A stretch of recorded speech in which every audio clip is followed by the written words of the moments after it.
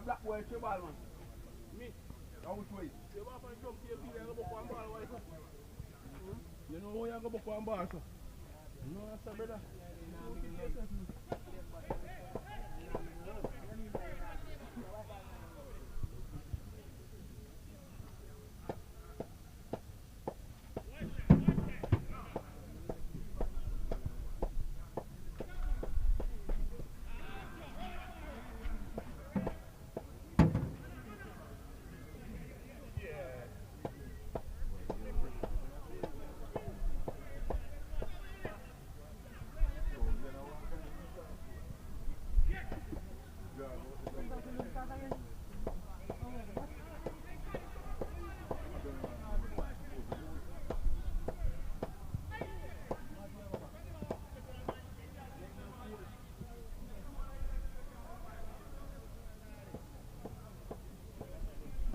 What ball win?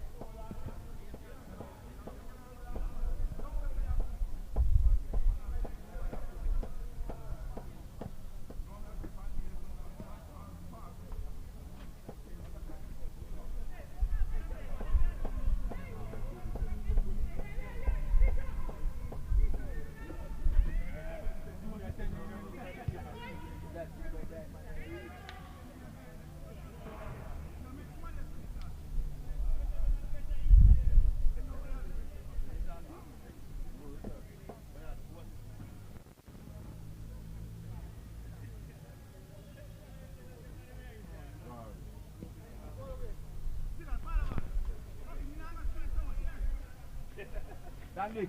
Come on. Yeah. That's our trick. That's our trick.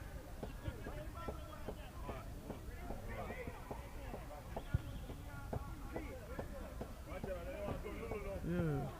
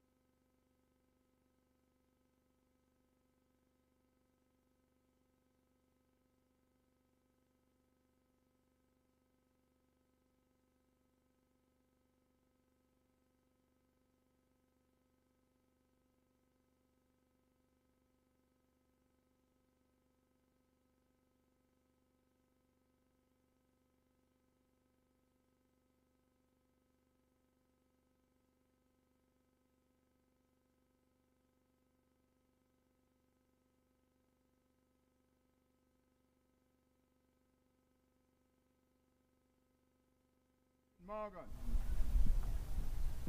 Coach, we can't find my shirt. Where was this guy? You know, we in there, pass the shirt, the right, that's a seat there. You know, see it open, he open, you know, we. I one Davis 19. I wait to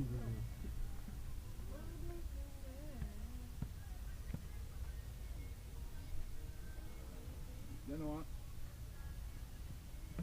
Hey, Padre, where are you? What's up tonight, man? No run tonight. Eh? Hey, this have more runs, more than your whole career. That's for sure, your career. Wait. I drink too early, I'm on this time. Yeah, we drink tea. No. The skin is gonna come off of the bag. Eat where say? So look, get a bat. Where is the bus? Get a bat. Get a pad, man. Get a pair of pads. No, everybody will say. No comment. Yeah, you said.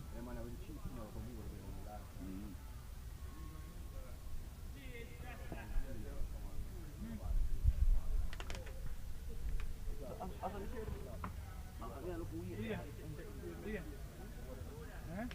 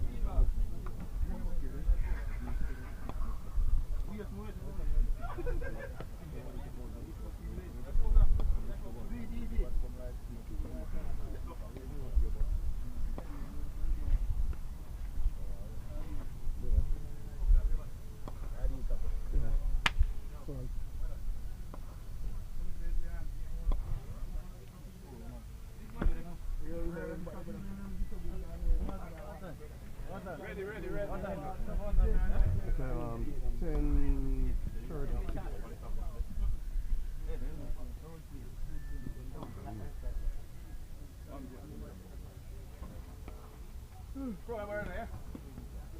Yeah, but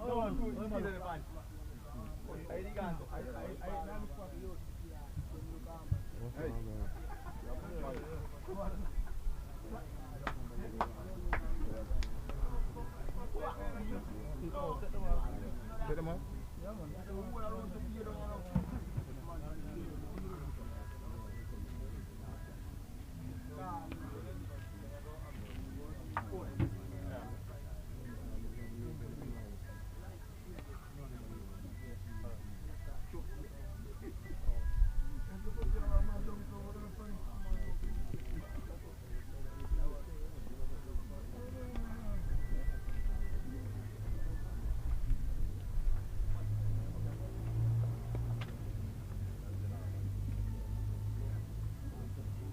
Yeah.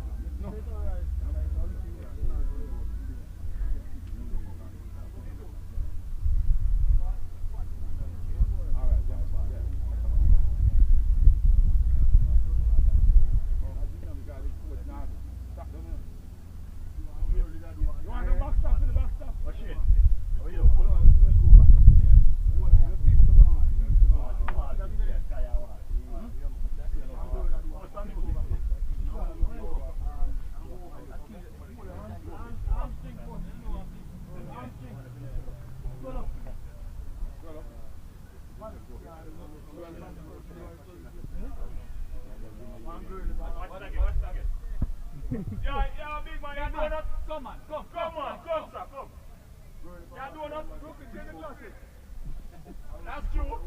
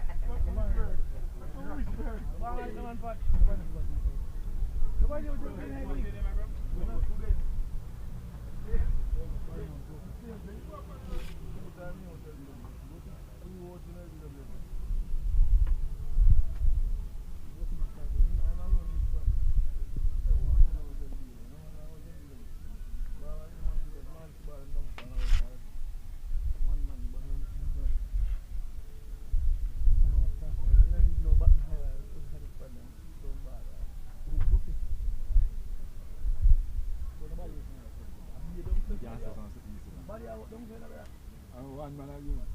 One man out there. There's nobody out there.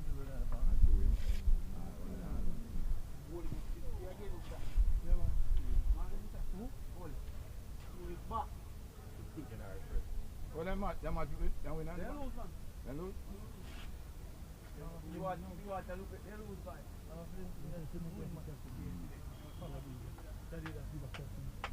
You never do well.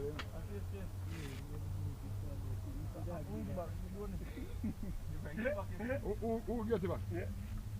He gave? Daddy gave? How was captain here? Nah, go man, you're first. I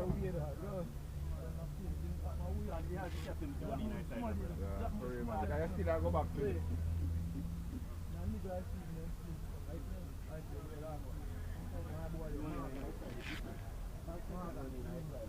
I hear about it. Remember, I wouldn't take it from Angie Owen, man. I'm going to make a pack. And then you end up with one season and then a call back last after last. Then you beat the Bulls there. You make runs this morning again? Yes, you must have started.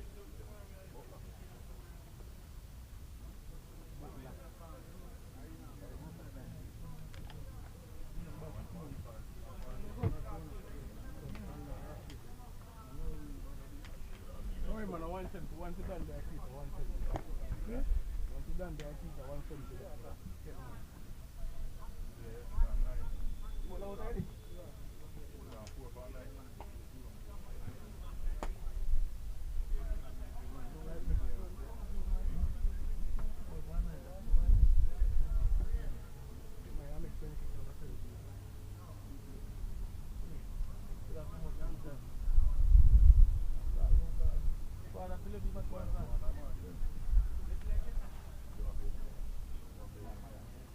Money make kids move back in.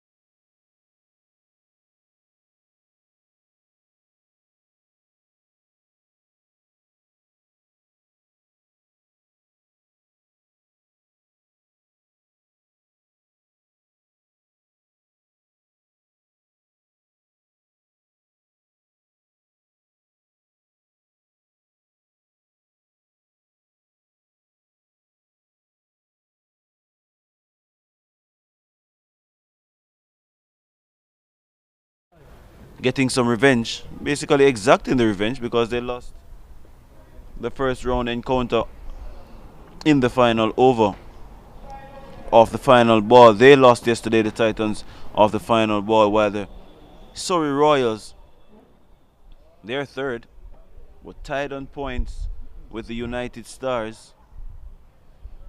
And the Royals must be supremely confident following a thrilling last ball win over the leaders on Thursday. Javel Glenn smashing 16 from 5 to take his team over the line. When both teams met earlier, it was the Royals who won that encounter by 8 wickets. One change already to what happened then is that there will be no O'Shane Walters for the Middlesex Titans. Forced change. He's replaced by Ramon Francis. Walters suffering an hamstring injury in the closing stages of the match yesterday against the Warriors. It's the same principle that the Royals have taken up here, similarly to the first encounter. They bowled first, and we see Jermaine Morgan making his way out to the crease to partner Wayne Davis. Yeah, Davis has been a staple at the top. Walters opened with Davis yesterday. And Morgan dashing opener by trade. Plays in T20 cricket competition. Locally, that is. And we look around the field here for the Surrey Royals. They have the leading wicket taker in the competition. He has the ball in hand. That's Nicholson Gordon. 14 wickets to date. He's going to be operating with a backward square and a long on. Backward square in Ryan Francis, long on in Pete Salmon. There's a mid wicket. Jamie Hay there. Short fine leg. That's Kari Campbell. Short third man, Leroy Lugg. The wicket keeper, obviously, Romain Morris. Backward point, Carlos Brown. Cover point, Raywin Sr. Cover is Nkrumah Bonner. And at mid-off is the captain, Javel Glenn. So it's Nicholson Gordon to bowl the first ball of match number 23 in the competition. That's wayward down the leg side. And the wide is signaled by standing umpire Chris Taylor.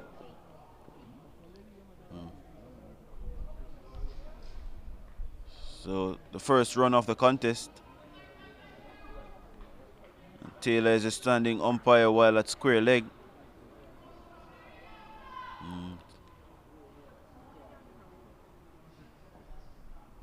Orlando Jones.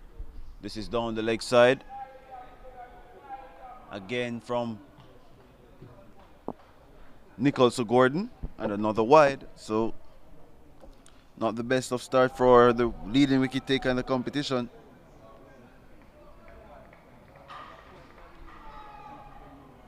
The Titans had their best start of the competition yesterday. Scored 41. Only made 106. Nicholson Gordon taking the edge of Wayne Davis and he departs. First one on the offside. First one outside the off stump. And Davis going for that big stroke through the offside. Only feathers through a catch to wicketkeeper Romain Morris. As comfortable as they get. And a short stay for Davis. He's dismissed for a duck. And 2 for 1. With Ramon Francis making his way out to the middle. Yeah.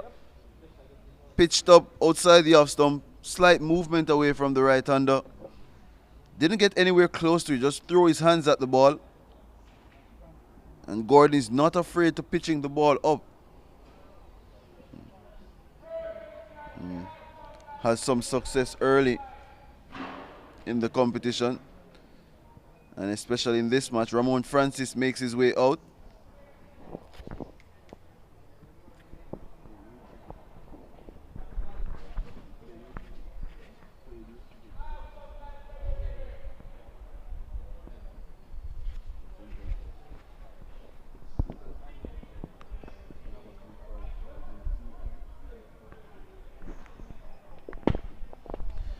So it's Ramon Francis batting for the first time in the competition.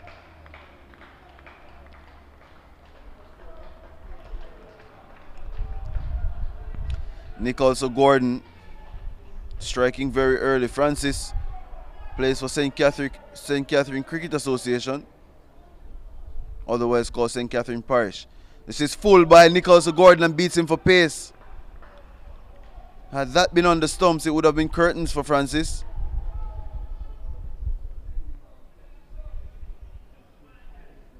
As we see Nkrumah Bonner going into first slip.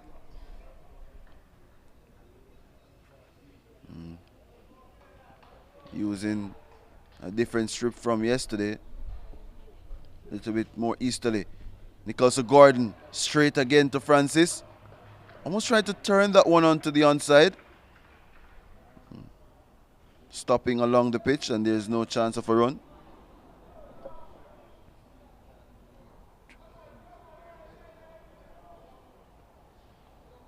Two balls to come.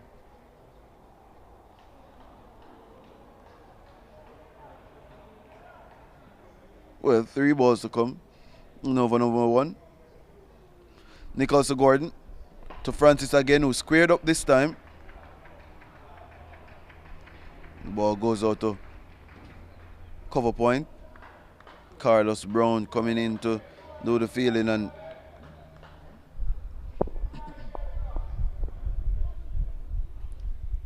changing the field immediately. So the slip is taken out. Goes back to how they started the Royals. Ring of fielders on the offside. So Bonner goes to extra cover. Number 19 in the back of Nicholas Gordon. A full delivery again, aiming to the stumps. Just swinging past leg. And taken by the wicket keeper. Dot delivery. And outside of the 2 wide deliveries early up from Nicholas Gordon, it has been a struggle for Ramon Francis to get bat on ball. And when he has been forced to play defensively. 1 delivery to come.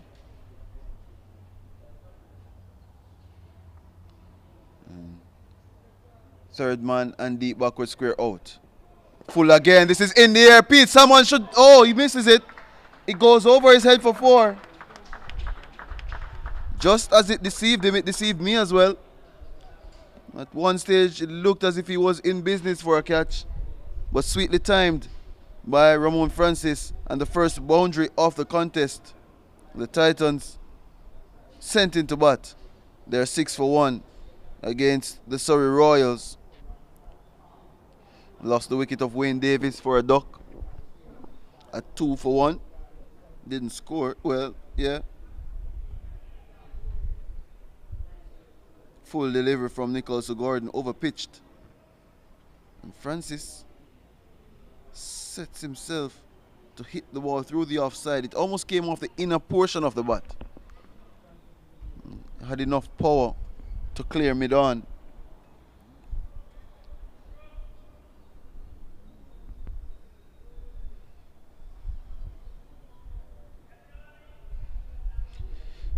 So it's going to be Ryan Francis, who bagged 4 for 17 in the last game, was the man of the match.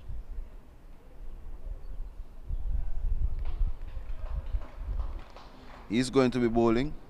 Handy cricketer is Francis.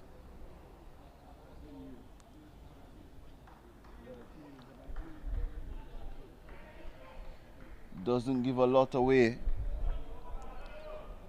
Very good in the field as well. So he'll be bowling with a mid-wicket and a long on. The 2 men out in the first 2 overs. Mandatory batting power play phase. Jermaine Morgan waits on Francis. He's tapping this into the onside. There's a chance for a run out. They miss. And then there's a misfield again from the fielders who are coming in on the offside. A big mix up there between Francis and Morgan. Should have resulted in a run out. Yeah, and wicketkeeper Romain Morris had probably more time than he thought. Morgan was sent back halfway down. He slipped, losing his bearings, but lucky enough to get back home after a misfield from the initial throw. So 6 for 1.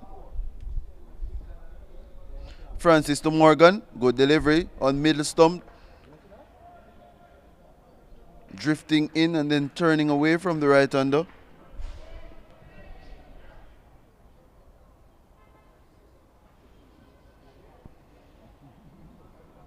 Francis to Morgan, who's going for that big shot. It comes off the edge and goes straight to Pete Salmon. Nowhere close to the ball and trying to hit that over mid-off, who was in the circle. Had to be reaching to get to the pitch of the delivery. But Jermaine Morgan walks back, so both openers dismissed without troubling the scorers. As we see again, Francis just holding that length back, asking Morgan to come towards the ball, and he didn't. He just threw his hands at it and just taking the outer half off the bat and skewing down to short third man. A comfortable catch for Pete Salmon. And halfway through over number 2, the Titans are 6 for 2. Sheridan Allen makes his way out to the middle. And this should be interesting. Allen will be facing spin very early in the innings.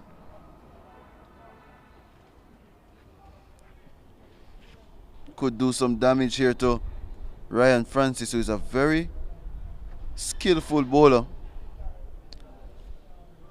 Gets hit here and there, but doesn't give a lot away. 3 dot balls, including a wicket. In this, the second over. 6 for 2.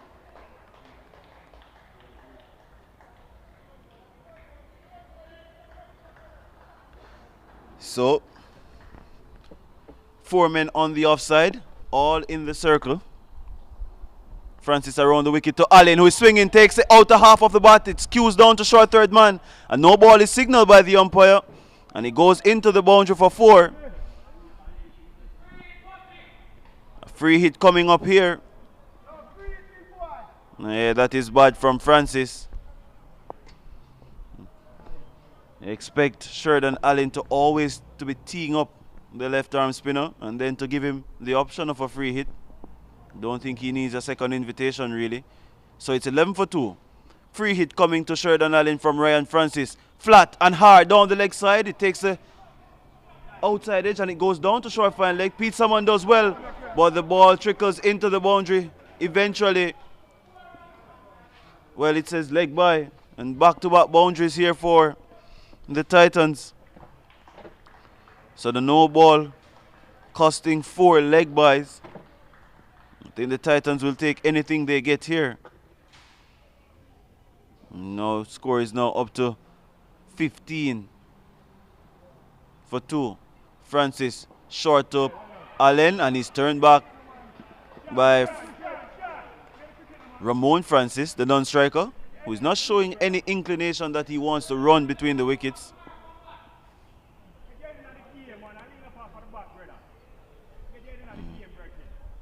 One delivery to come now. Ryan Francis around the wicket to Sheridan Allen, and Allen is punching that to mid-wicket. And no chance of a run as it goes straight to Raywin Sr. And at the end of over number 2, end of the batting power play, the mandatory batting power play, the Middlesex Titans sent into bat are 15 for 2. Sheridan Allen is 4, Ramon Francis, he's also on 4. They lost Jermaine Morgan for a duck. And Wayne Davis pretty early, the first legal ball of the match. He was caught behind off Nicholas Gordon for a duck. And the Titans desperately in need of a win here. They're second from bottom on the table. While the Royals, they are tied on points with the United Stars as well as the Cornwall Warriors, who beat the Middlesex Titans yesterday in a close chase, coming off the final delivery of the match. And Pete Salmon is going to be your new man in the attack. He'll be bowling to Francis. And this is hitting Francis on the pad. There's a couple of screams around the ground, but nothing coming from the bowler or wicket keeper. Sliding it down the leg side. Going to be someone to Francis down the leg side wide. Extras leading the scoring so far. That's the 8th.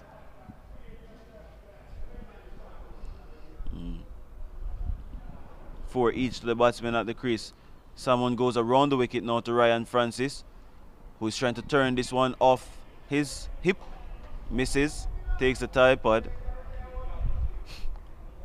And second dot delivery. Fans not happy with the approach of Francis.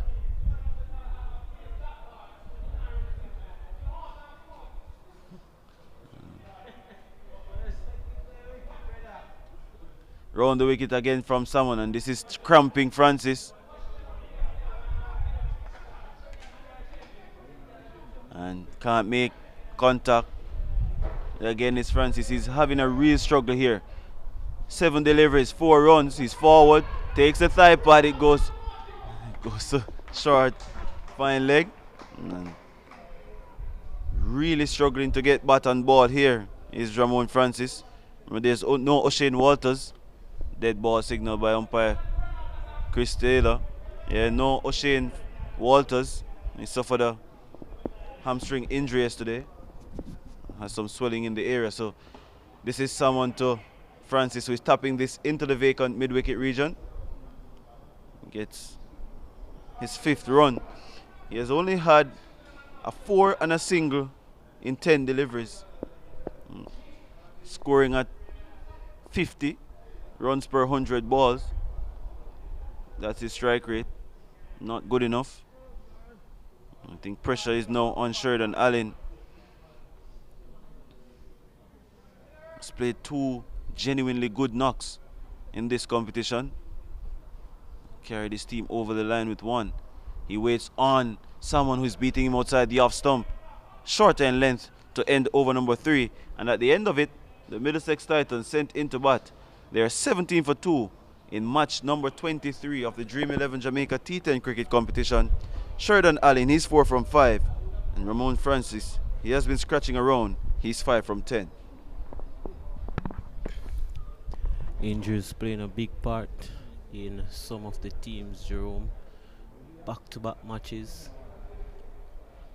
And if the fitness conditions of the players are not up to scratch, it will be definitely tested. And just showing how important fitness is in this game of cricket. A few players going down with injuries so far. Have to see with them. Have been out of cricket for a very long time.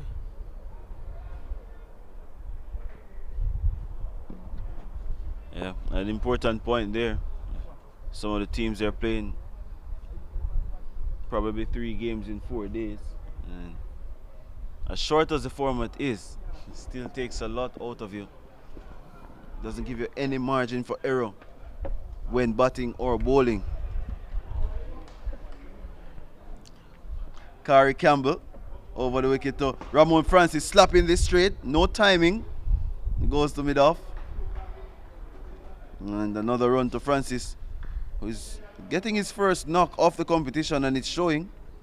It's not showing any real touch of form or timing or in the groove or picking up the lengths early. Either too early on the front foot or just not coming forward at all to deliveries that he can come forward to. First time seeing Kari Campbell bowl from the court in the Walchin. Normally operates from the Michael holding end. Probably looking for a change of luck is Kari Campbell. Models himself off Michelle Stark a lot. He bowls to Sheridan Allen, that's short and wide outside the off stump. Umpire signals one short delivery over the shoulder. Sheridan Allen has some work to do. He got out of the shorter ball in the last match, and I think the Royals looking to go with that line of attack. As you see the first ball, back of a length. And he's operating with a backward point, a cover, and a mid-off. So this is going to be back of a length predominantly from Campbell, who's having an angle run up full to Allen, who is crunching that down to mid-on, and they get a single. So only 2 boundaries off the bat so far in the innings. It was also 4 leg buys. So that's 12 runs in 3 deliveries. And then only 7 more in 18. 7 more runs in 18. Way below par here. The Titans haven't really gotten off the ground. As Francis waits on Kari Campbell with his angled run up to the crease. Full delivery is hitting this, well, really dragging the full toss down to mid-on. Long on does the fielding. It's 20 for 2. Yeah. 2 deliveries to come in over number 4. And the Royals, who should be in a good space in terms of what is happening with their team, made a couple of changes. The inclusion of Jamie Hay and Kari Campbell has given the bowling depth. Short to Allen, that's outside the off stump on a wide signal. Wayward, says the umpire. And the Royals have in their back pocket, or in the back of their minds, that they are the first team to beat the leaders, who looked on course to be running away with things. But now that defeat from the Royals has just clawed them back a bit to the pack. And should they lose another one, the United Stars, they have 12 points. The Kings, they have 16. Campbell over the wicket to the left-handed Allen, who is digging this one out to mid-off, who comes across to do the fielding. And one delivery to come in over number 4.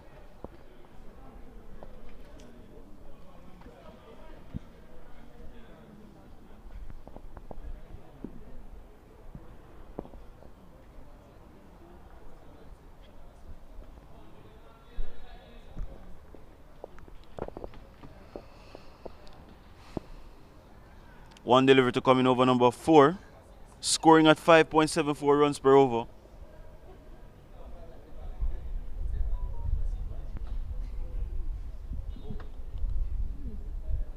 Slower delivery from Campbell to Francis, and he's struggling again to get the timing right. He gets it down to long off eventually.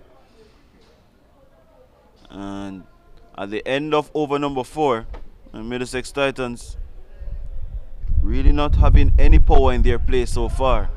They are 23 for 2 after 4 overs. Yeah, real struggle from Francis. Replaced Walters in the 11, and he's struggling.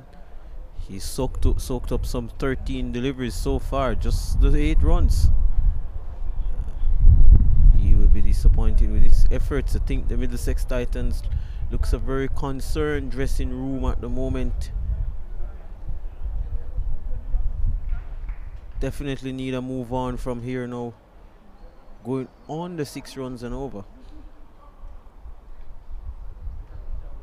Pete Salmon, his introduction will make things a little bit more harder. He's been very consistent with bat and ball this summer.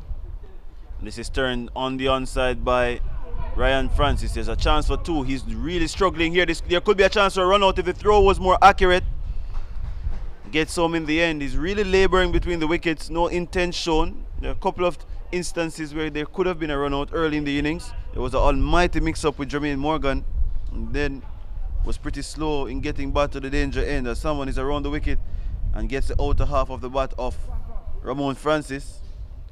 The intent is not also there to really go for the boundaries. I think that's also surprising. That's very much interesting to me, that there's not much intent shown from him. Yeah. Batting at number 3, being told to bat majority of the balls, but he has to score a lot. Allen is taking this from outside the off stump, over long on for 6.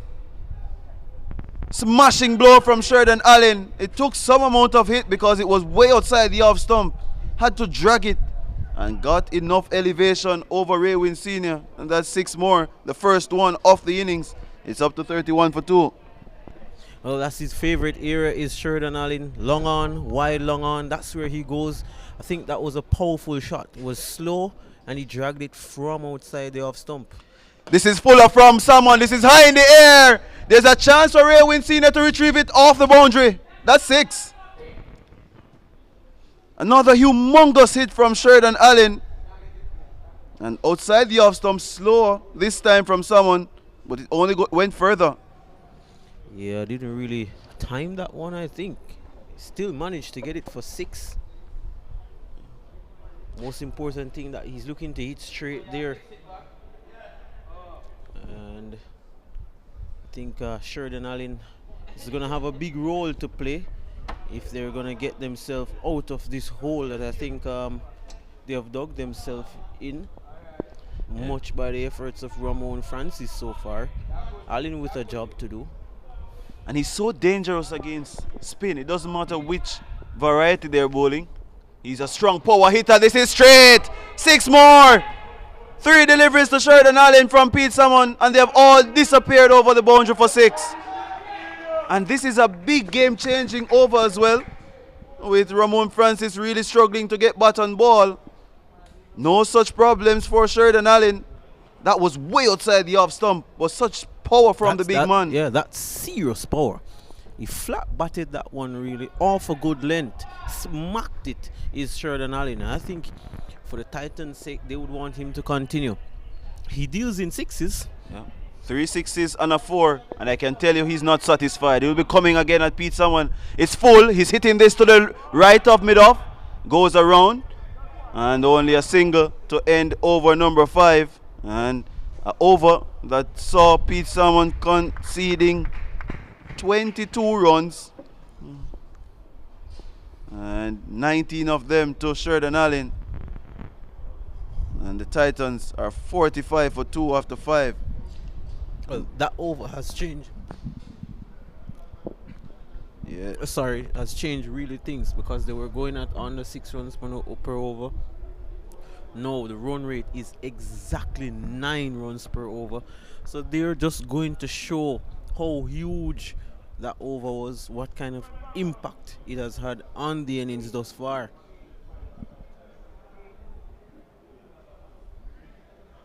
It's going to be Jamie here to do the bowling. He's going to be bowling over number 6, his first time in this contest. And power of Sheridan Allen is on display fully here at Sabina Park. A bright Saturday morning. This takes the top edge and it goes straight up in the air and taken by the bowler himself. And the innings comes to an end for Allen at 25 from 13. Was through the shot a little bit too early, and that brought his demise. He is now walking back to the pavilion after a brisk 25 runs. Would have wanted to continue there. Just slow off the pitch. Just didn't get any timing. Wasn't really there to pull, in my view. Just looking back at it now, first delivery, not really seeing what May is off, but I can tell you, just back of a length. There you go again, looking to play that pull shot. He got out, playing the pull shot the previous game on the deep backward square leg boundary. So again, there the back of a length, doing the trick for bowlers against Allen.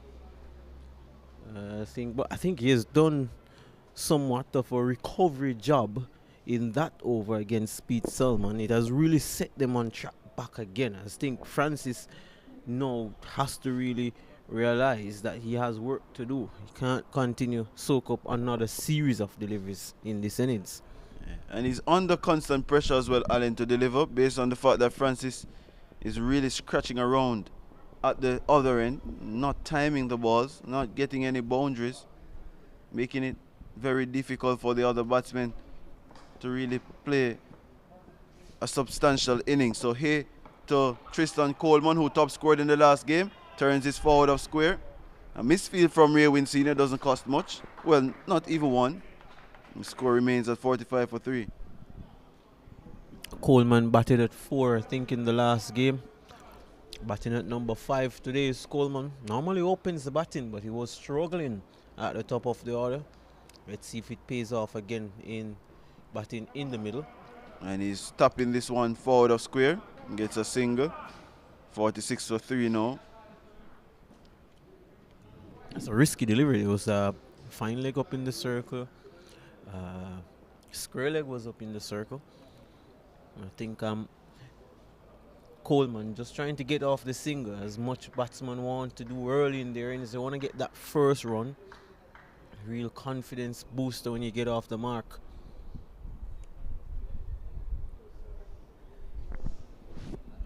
Here to Francis, takes the edge, it flies over the wicketkeeper, goes close to the third man boundary and into it for 4. Fortuitous. And he gets his second boundary of the innings. Hasn't really middled many. No, I think the Titans will take that. He will take that. Short delivery, having a wild swash at that one. Not sure where he wanted to hit that one. Unfortunate for Hay. He waits on Hay again, is Francis, and there's absolutely no timing there.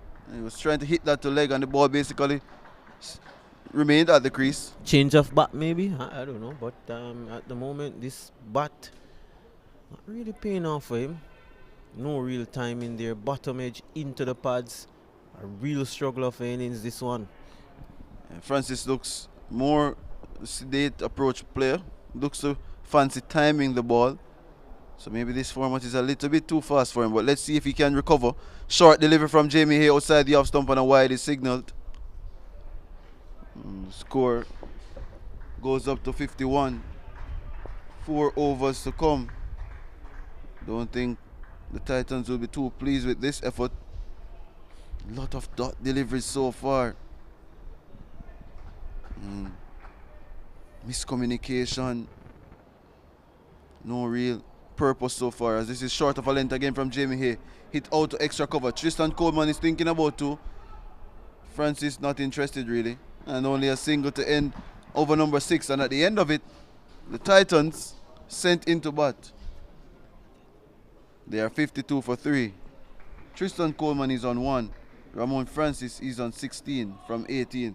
They have lost Wayne Davis for a duck, Jermaine Morgan for a duck, and Sheridan Allen. He has top scored so far with 25, including 3 gigantic sixes. One almost went on the roof of the George Headley stand, but he's no more. Francis is going to be facing his namesake, Ryan Francis, at the start of over number 7. I think this over now is the over. They have to target this over. I mean, I tell you, Francis has been magnificent in the tournament, but they have to. That's the situation they're in. 4 overs to go. Merchant has not come at the creases yet.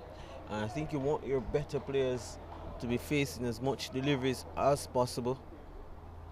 Maximizing and in all the deliveries they can.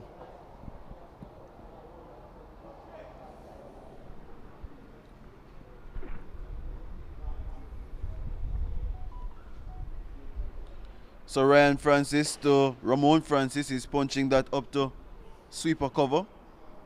It's now 53 for 3. Has to do better, Ramon Francis. This is not good enough.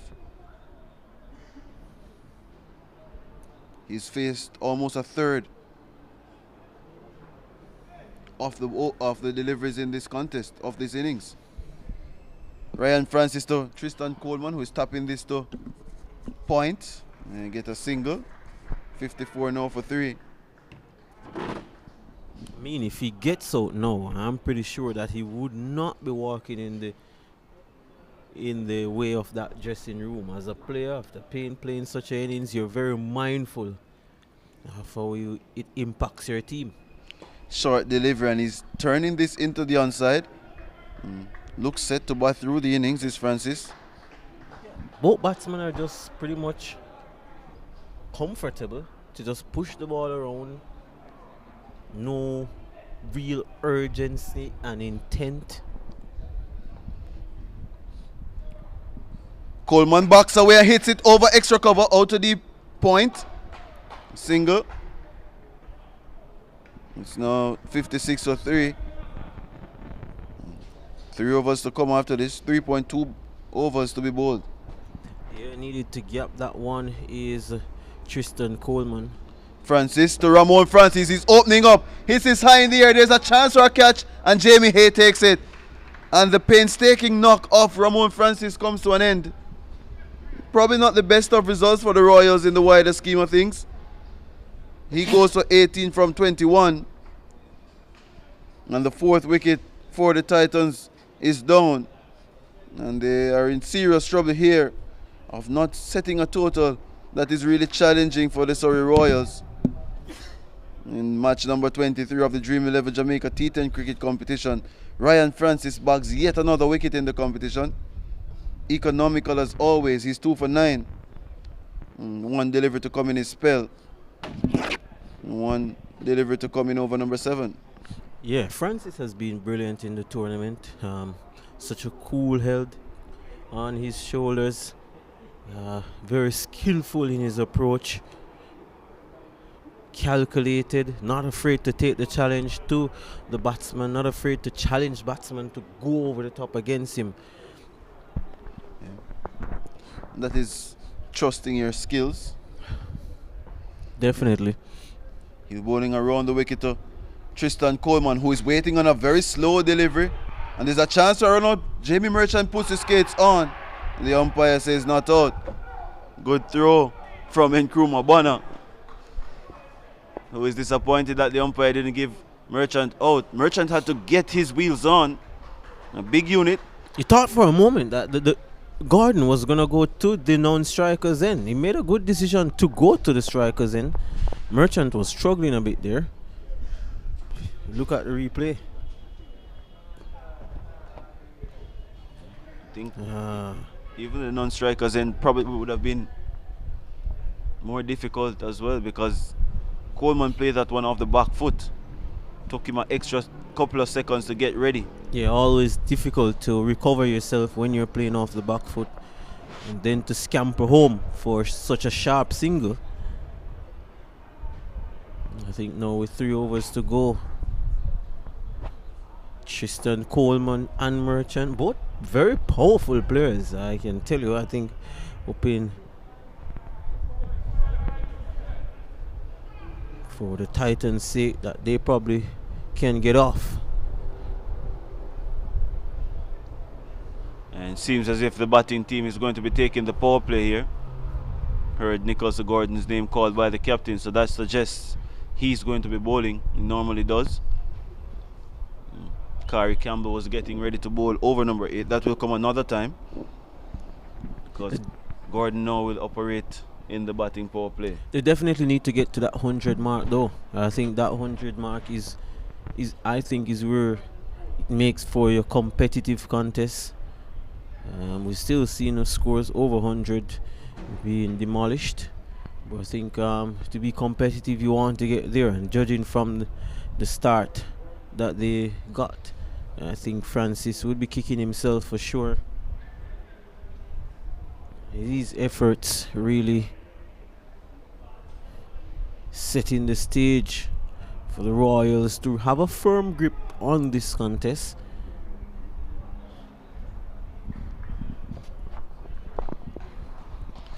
Yep. First day, no threat of rain.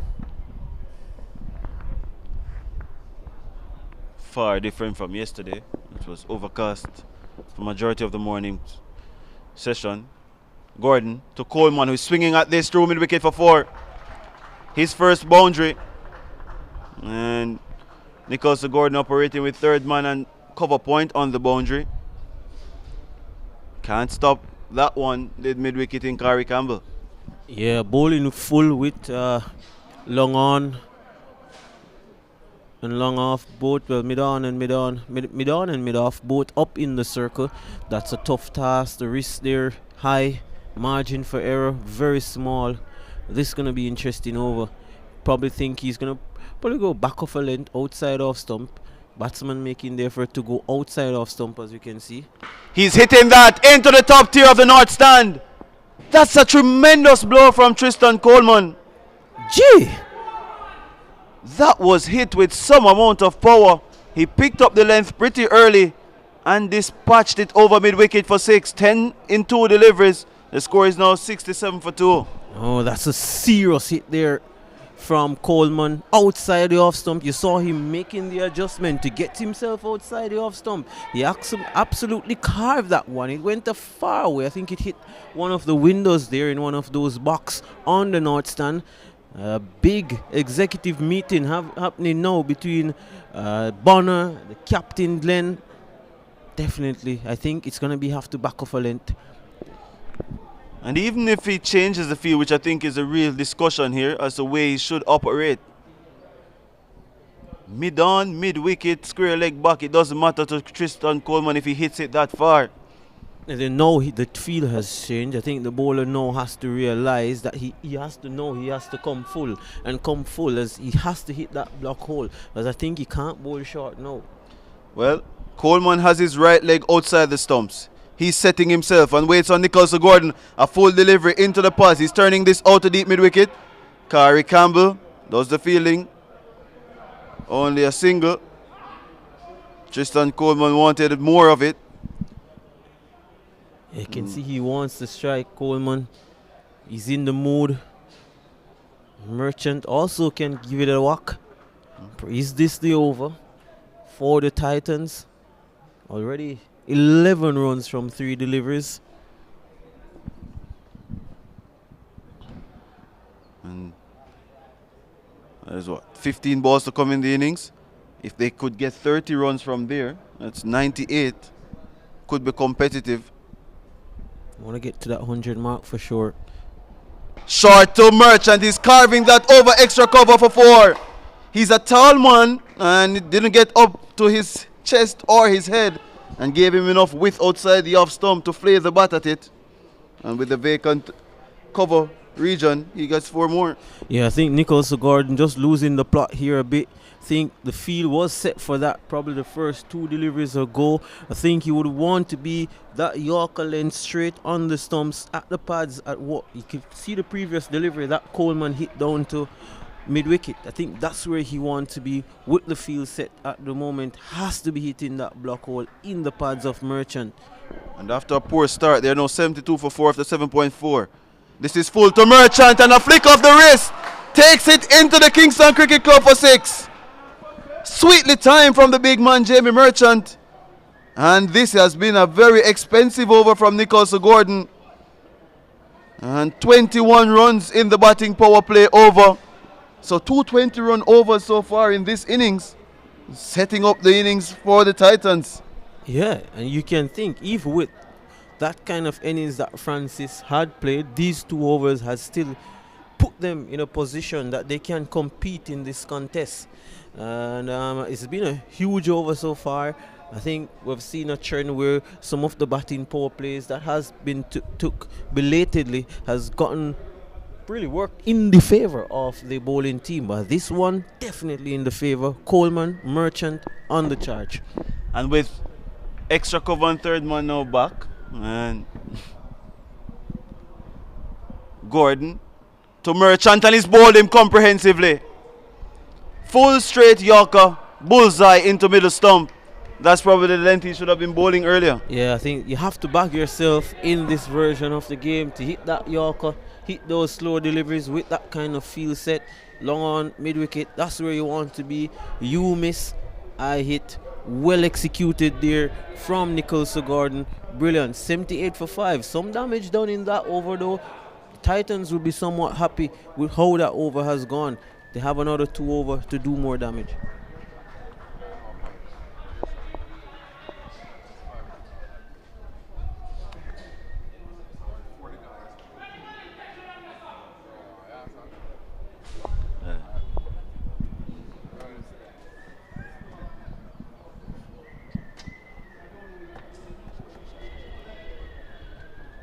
So Krishmar Santoki making his way out at 78 for 5. Would have wanted Merchant to probably face another 4 or 5 balls, the Titans at least. Yeah, I mean 12 balls to go. That's a lot of balls to go. We've seen 2 overs of damage already, so it's still 2 overs in the hutch. I think they probably would have really loved him to bat for another over, or probably the next 2 overs to close the inning. So that's a huge wicket. That's a huge wicket in this context of this game. Coleman now probably is the man, not probably, he is the man here to really push the score on. And probably could have been a little bit more sedate, Merchant, and just took a single to close out the innings, the over at 22 instead of losing his wicket there, because the lesser bowlers would have been back in overs 9 and 10. Jamie Hay and Kari Campbell, not that they are not good enough, just lesser in name. In Kari Campbell to Tristan Coleman is advancing and hitting that over extra cover for 4. Another sweet this time shot from Tristan Coleman, showing he's not afraid of the pace. Advancing to the tall left arm pacer and gets 4. That's Coleman for you. That was hit with some manner of disdain down the track. He's a short man, but he packs a punch. We saw that he hit one already up in the box there on the north stand. Kari Campbell will be tested here. Probably he's gonna have to hit those block hole Yorker. Models himself off Mitchell Stark. Let's see if he can hit those Yorkers. Angles the runner Stark as well. This is short and goes down to short fine leg. And Coleman departs short into his body. Couldn't get out of the way. Couldn't get enough bat on it as well. And Campbell gets his reward after being carved for 4. Picks up the wicket of Tristan Coleman for 19. And the Middlesex Titans now losing wickets regularly. They're now 82 for 6. Yeah, nicely lined there from Kari Campbell at the body. The angle also very good. The length very good. Not that short. There was Glenn in the circle. And an easy cap for the captain, Glenn. I think that will do the confidence of Kari Campbell a world of good. He's bowling now from the Michael Oley. Then he started at the Courtney Walsh end. A few cheers there for Coleman, but I think it will be really would have more to the liking of them or the benefit of them if he had probably stayed to the end.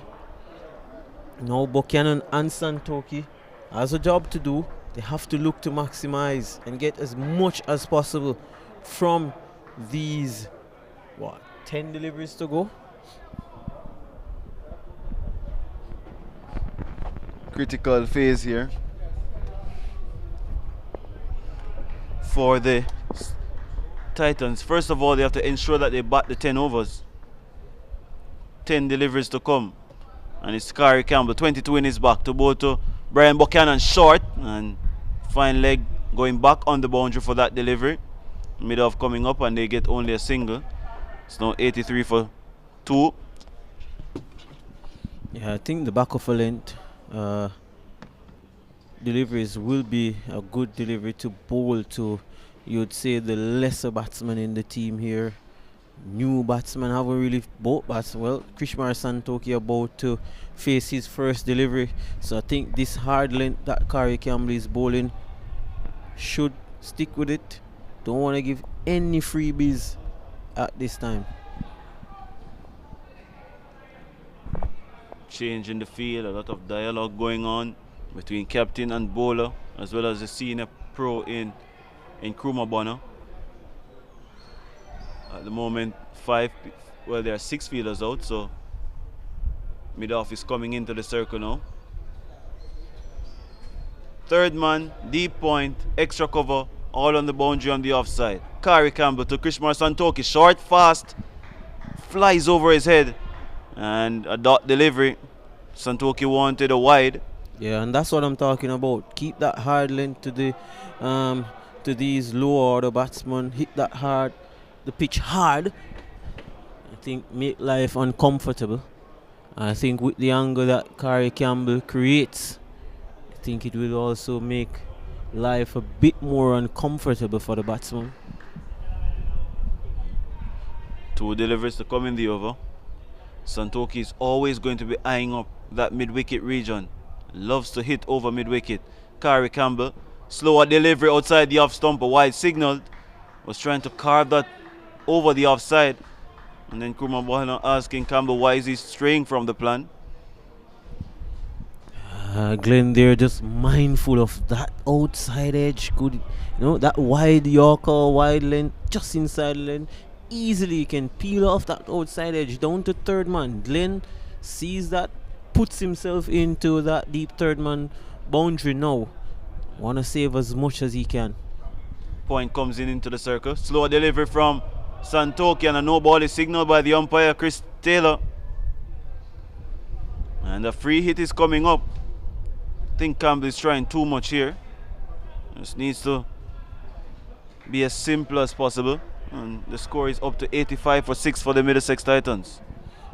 Yeah, I think sometimes the moment, context of the game can throw off players, can get to players. So it's important that he stays calm, doesn't get flustered, finishes this over good. He's been bowling well, 1.5 overs, 13 runs, so he has to tell himself that. Another no ball. This one is a front foot no ball this time. Umpire Chris Taylor made the call pretty early. And it's going to be a free hit again for Santoki, who hasn't been able to put any real bat on ball so far. I think the extra pace of Kari Campbell just getting the best of Santoki. Even though Santoki has been around for a long time, pretty much at the back end of his career at the moment is Krishmar Santoki. 86 for 6. Extras up to 13 in this innings. That's 2 overs and a ball. This is full to Santoki, gets a in the half of the bat onto his boot. So the no ball is not costing Kari Campbell as yet. 1 delivery to come, the extra ball to come in the over. Santoki really not being able to get bat on ball. Yeah, I think this has really stifled, even with some amount of indiscipline in this over from Kari Campbell. I think they've still managed to keep things very quiet. Still just probably 7 runs from the over. 8 to be exact. Campbell, slower deliveries to Santoki, goes to leg, it goes down to long on. A catch should be taken, and it is by Ray Wynn Sr. Brings the end of a torturous knock for Krishmar Santoki. 5 deliveries, and a duck he makes. And the Titans now, they're wobbling to the end. They're 86 for 7. Yeah, not the finish that the Middlesex Titans would have want. Not the kind of innings or contribution that Krishmar Santoki would have hoped for or wanted for him and the Middlesex Titans. Disappointing innings comes to an end. Kari Campbell finishes pretty good. 2 for 14 from 2 overs. I think the Royals will be very much happy with their efforts so far in the field, and I think they love to chase the Royals. So I think they were pretty much happy with this, how things are. They won the toss and they elected to field, and I think you can see why. And judging from that run chase day ago, I think you see really they're probably a bit more assured of what they want to do as a team in this competition. Beat the Titans early in the competition, chasing as well. So that seals your point. beat the leaders Kings chasing as well. They already defeated the Surrey Risers. So Jamie Hay around the wicket to Errol Thomas, who is beaten outside the off stump, not being able to make bat on ball in the first delivery of over number 10.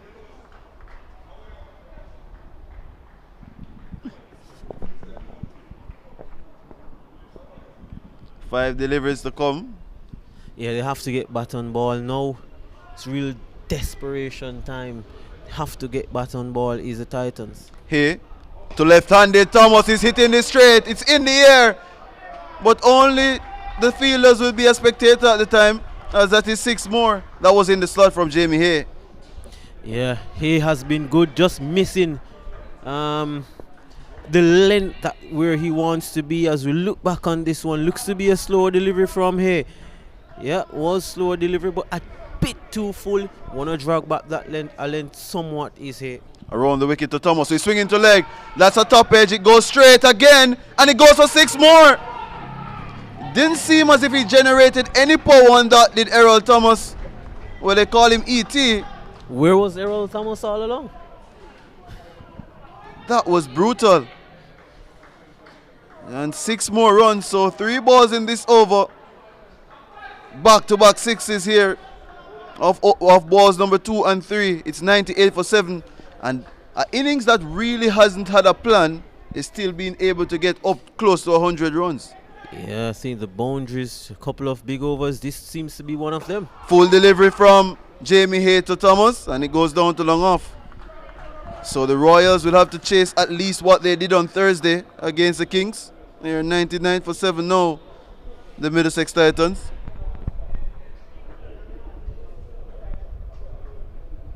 Yeah, as you said, very strange innings. We have seen it all in these innings. We have seen the big overs, we have seen the quiet overs, we have seen the overs where wickets fall. I think it's been a real mixed bag of innings. You still think that they could have done a lot better when you really see probably Francis, Santoki not capitalizing on a lot of deliveries. Yeah. But those things can happen as well. When this is match number 8 for both teams, and you have players getting their first knock. It's kind of difficult. So here over the wicket to Buchanan, is slapping that down to long on. And a single takes the score up to 100. Yes, 100 for 7. Psychologically, 100 runs for the batting team. I think that's good. Think from a psychological perspective, you get 100 from 10. You think you're in the game, and I think a flurry of boundaries here will bring some momentum into their fielding efforts. Let's see how Errol Thomas will finish here. He's going to be waiting on the Kensington Cricket Club bowler, Jamie Hay, representing the Surrey Royals. Around the wicket, short to Thomas, he takes the top edge. It goes to Leroy Lugg, and an anticlimactic way to end the innings for the Titans. But 15 runs scored off the final over takes them to 101 for 7 at the end of it. Errol Thomas with 14 from 5, 2 sixes in the last over. Brian Buchanan, he made 2 from 2. But Sheridan Allen's 25 from 13. And supported by Tristan Coleman's 19. Really getting them up there, as well as the 13 extras from the Royals. Ramon Francis batted for a long period of time, faced 21 balls, but made only 18. It wasn't good enough, but still his team, they were able to get up to 101. So the Royals, they will need 102 to win their 4th match of the campaign and take them up to 16 points, and that would be point behind the leaders, the Surrey Kings. So we'll be back with you in a couple of minutes when the run chase gets going for the Surrey Royals.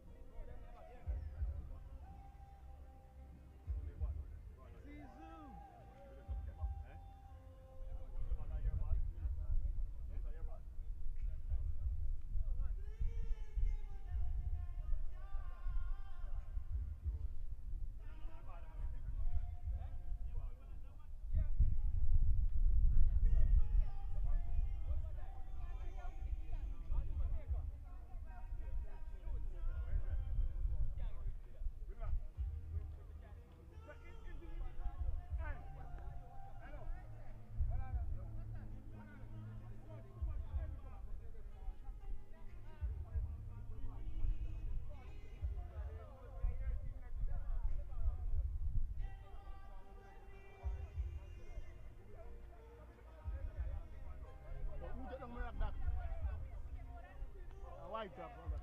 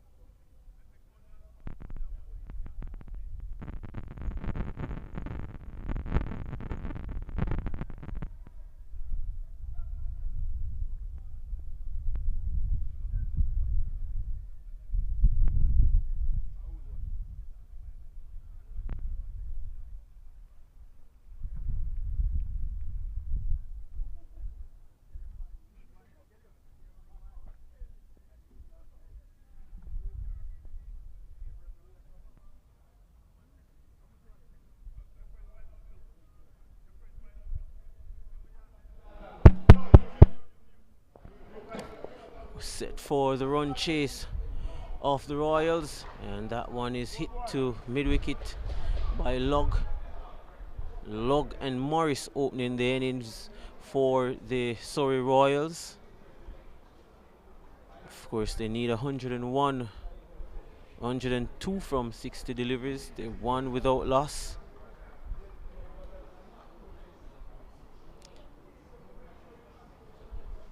And that one is turned to mid-wicket by Log for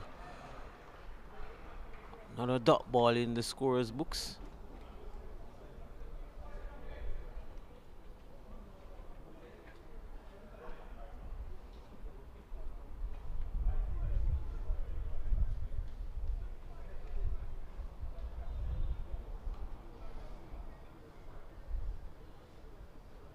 It's a beautiful delivery from Santoki. Right up in the block hole.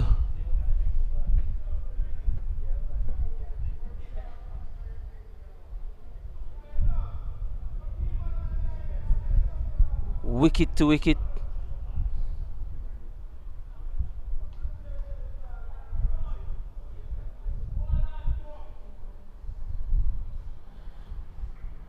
One without loss is the Surrey Royals.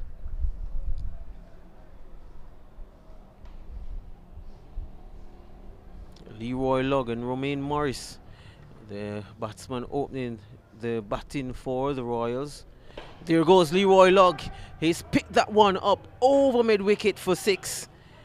And the power of Leroy Logg so many times on show in this competition. 7 without loss is the Surrey Royals in pursuit. 102 for victory.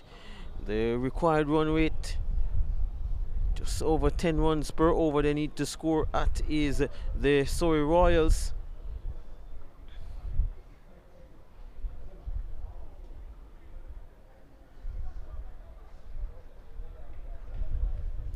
Santoki, as he does so many times, has opened up the bowling in this competition. That one is stroked straight to cover, not timing that one properly. Log made a real woody, hard sound on the bat. Total 7 without loss.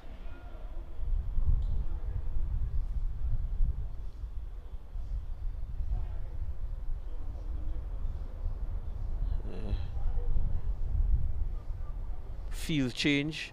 The deep backward square leg comes into a normal square leg position. There goes my Log. He swung that one away onto the top of the North Stand.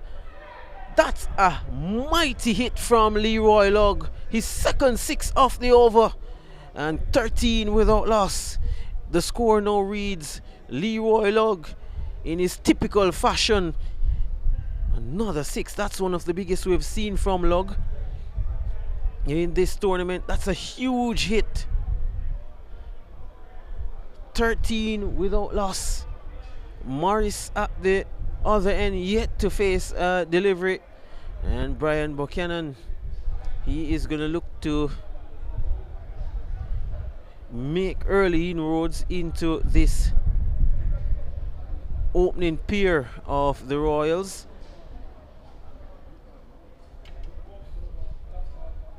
Leroy Logg really and truly has shown his hitting abilities in this tournament. Dominant. Of course,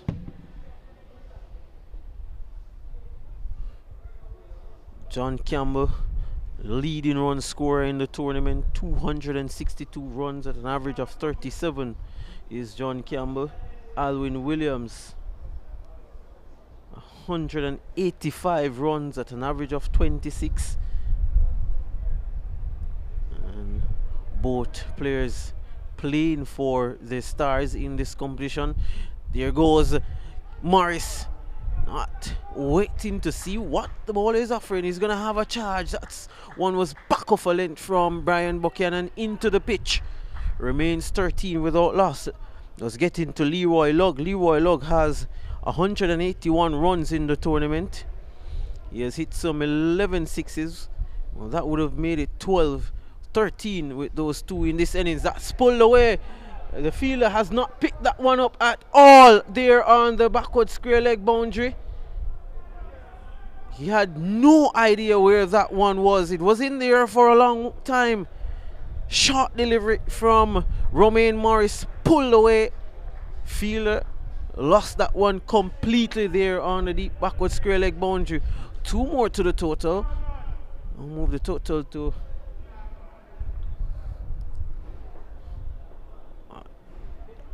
13. I think it's 15. Well, that's pulled away. He's smacked that one. He's hit that one firmly now, is Morris, and gets a boundary.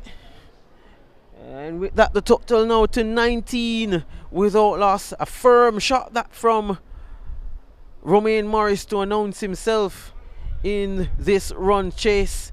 He moves to 6 from 3. Leroy Lugg 12 from 6. And the Royals, they're 19 without loss. They need another 83 runs from 51 deliveries.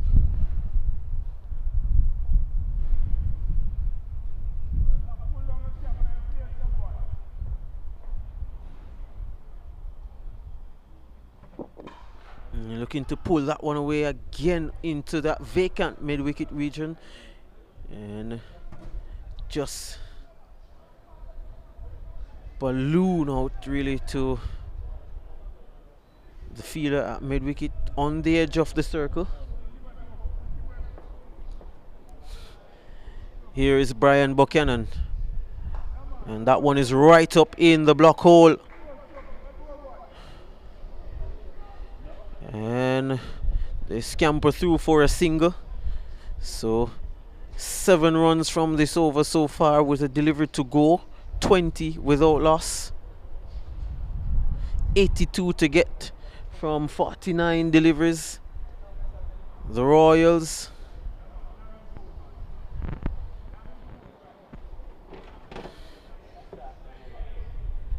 looking to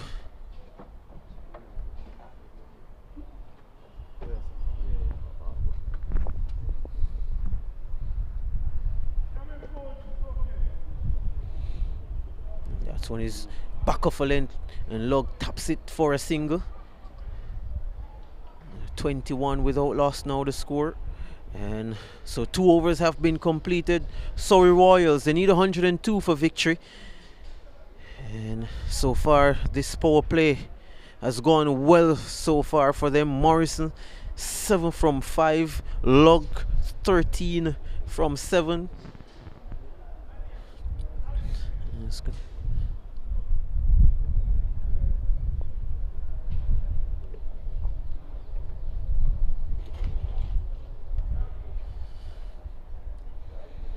Errol Thomas is going to come into the equation now for the Middlesex Titans. Errol Thomas, who has a flurry of boundaries to end proceedings for the Titans, he's going to take up the attack from the Courtney Walsh end.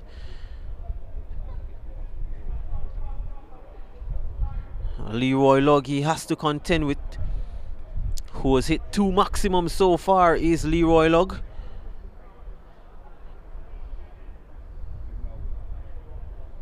And ensuring that they get their feelers in the right areas for Lugg. Lugg looks up and he goes big again is Leroy Lugg. Nailed that one onto the top of the north stand. That's his 3rd 6 of the innings. He moves to 19 from 8 deliveries, 28 for the without loss. And this is a good start for the Royals. And Lugg has been so productive. He's 3rd on the list of the highest run scorers in this tournament is Leroy Lugg, coming into this game scoring 181 runs from 7 games. Pushes this one gentle down to long off for a single now. Lugg gets him up to 20 from 9. The equation now 74 to get from 46 deliveries. Romain Morris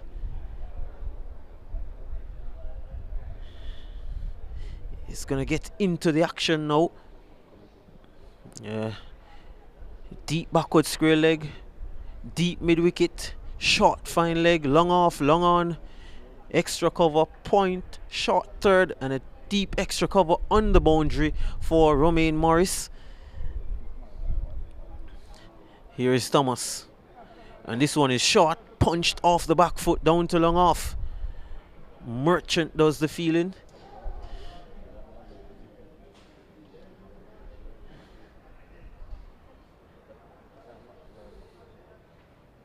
Total now 29 without loss. They need wickets is the Titans.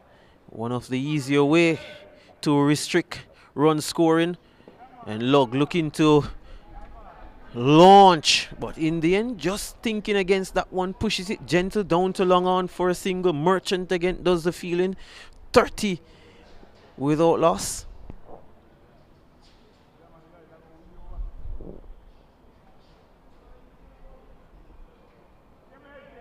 Here is Thomas now. He has Morris. Morris flighted delivery, hit straight back to Thomas. 30 it remains. 30 without loss. And Morris just favouring that left side. And a wide-ish delivery, not called a wide. Romain Morris stretches the arms, but quiet in there to the over. Remains 30 without loss. 3 overs completed.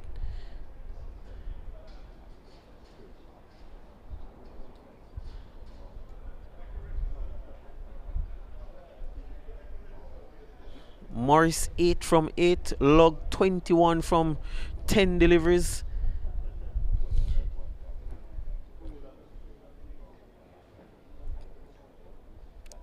I think we're gonna see the introduction of Jamie Merchant now from the Michael Holding end.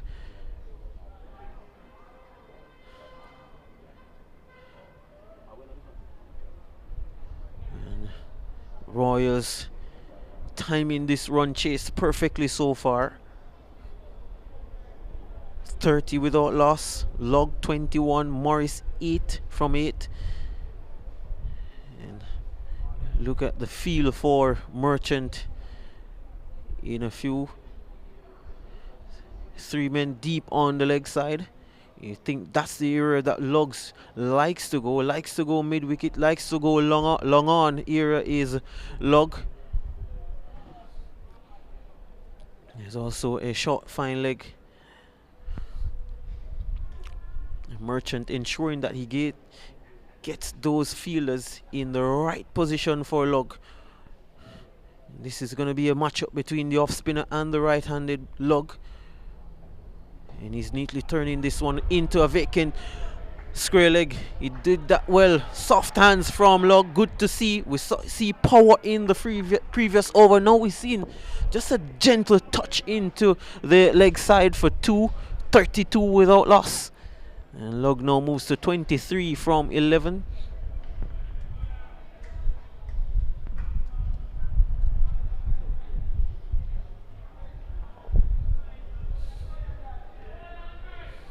It's a big matchup in this contest. Powerful right-handed batsman against the off-spinner. He's down the track and he's hitting that one wide off long on. He won't get to that one. Bisects the 2 fielders, long on and mid-wicket. A boundary for Log. So Log winning the contest so far. 6 from 2 deliveries. And with this now, the total now moves to 36 without loss.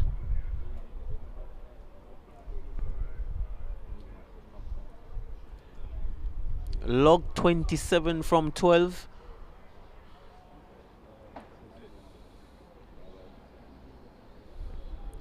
And let's see what Merchant will do. Well, he goes full outside the off stump, and that one is squeezed away for 4.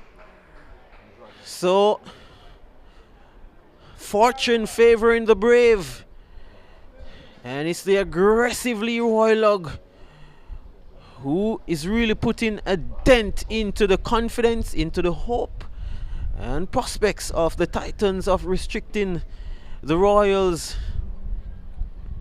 to less than that 102 that they made Lug already 31 from 13, winning this matchup.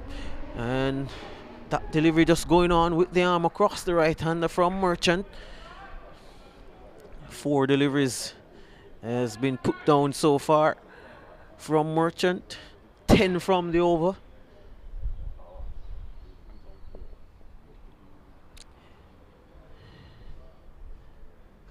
And that one is short, cut straight to Santoki at point.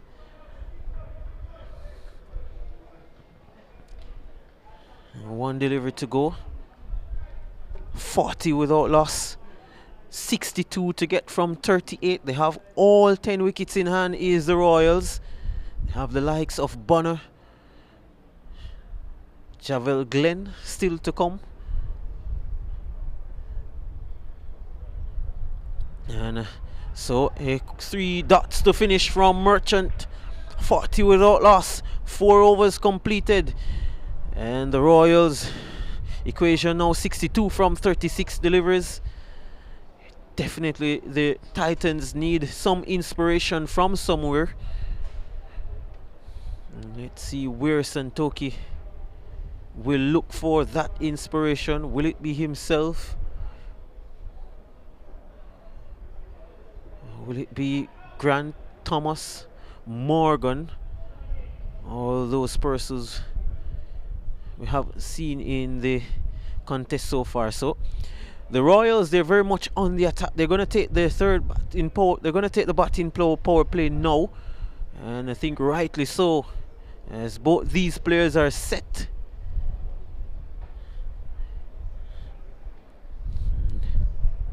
I think now with the batting power play has taken, it has disrupted the plans of Santoki, as he's going to call for his opening bowler, Brian Buchanan. Batting power play has to be taken between over number 3 to 9, and with the batsmen signaling that they want that power play over now, Santoki has turned to Brian Buchanan instead. And this is going to be a challenge for Buchanan. Of course, Buchanan first over went for 8.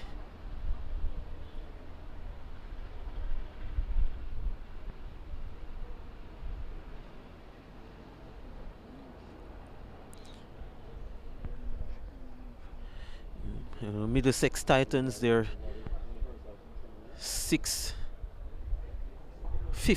in the table, correction. The Royals, they're 3rd in the table. And look, oh, there's a chance for a run out. Total mix up, very unfortunate between Lug and Morris. It was Morris' call, I think. Ball was hit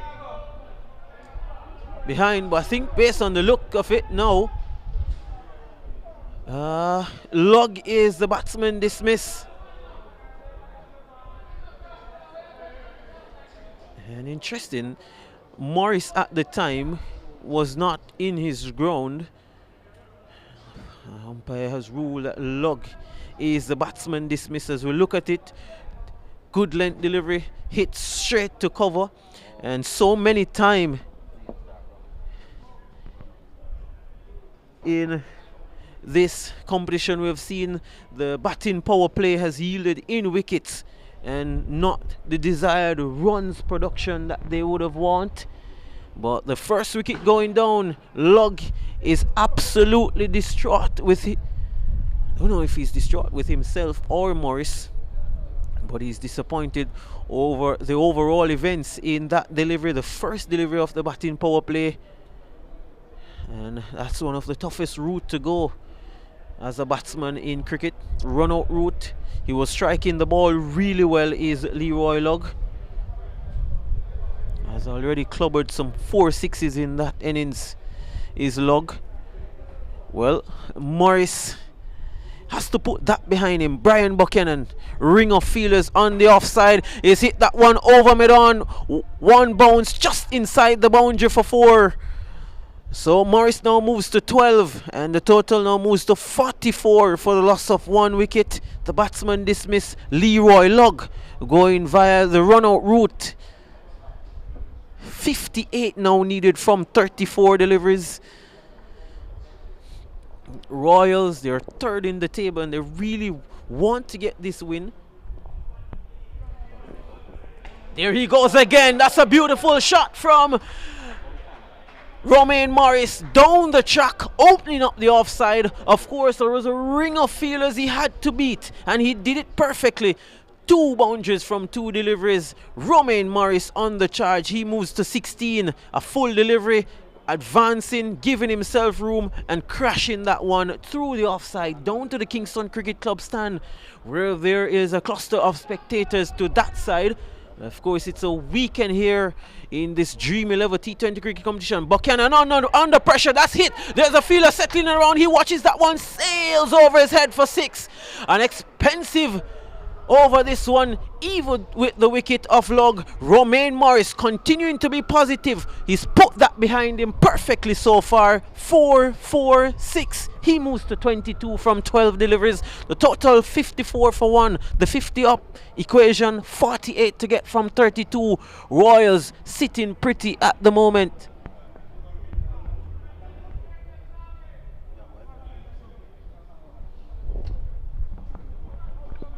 Romain Morris, for the first time, he has come to the party. He's carving that one over backward point for 6. That's amazing shot from Romain Morris on a good length. He gave himself room and carved it beautifully over backward point for 6. 28 for Morris from 13. 60 for 1. We're just approaching the halfway stage. Romain Morris, of course, a player that is a part of the Jamaica Scorpions setup, represented the combined colleges and campuses in first class cricket before. Now he's over to the Jamaica Scorpions, is the Romain Morris, and showing his worth, showing that he has put that run out behind him. 28 from 13. Buchanan under pressure, and he'll be under more pressure to rub salt into his wounds and the Titan wounds. A fortress boundary there. It was a good delivery, but the inside edge and things go in the favor of Morris and the Royals. He moves to 32 from 14. 64 for 1 is the Royals, and 38 to get from 30. And definitely at this stage you have to put your money on the Royals. They're really in a commanding position now.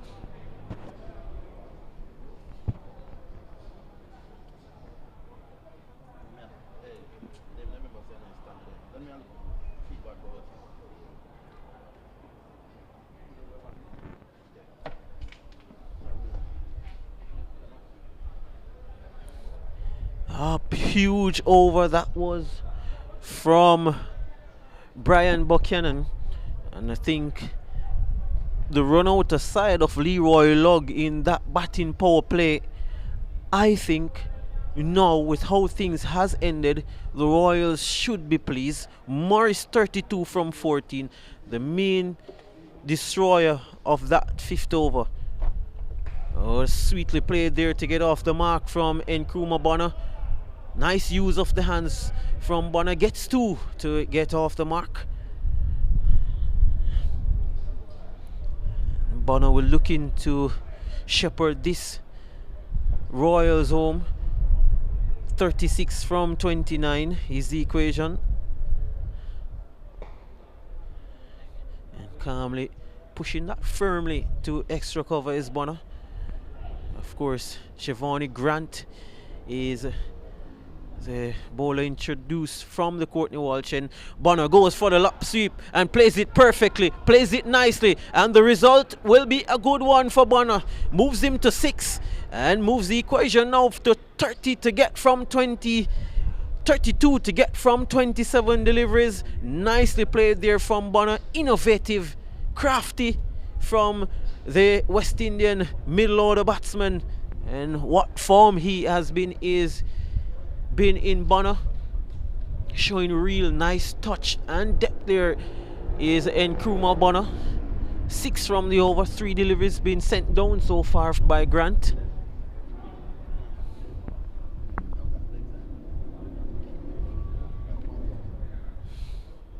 Here's Bonner again facing up, Nicely played.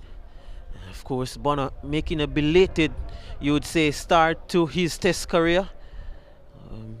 A player who has played all levels of youth cricket and now representing the West Indies senior team. He's nudging that. Will they go? No, not running the first one hard, so they'll just get the single. He's happy with that. And the total now moves to 31 from 25 deliveries. Bonner 7 from 5. Romain Morris 32 from 14 deliveries. The total 71 for 1.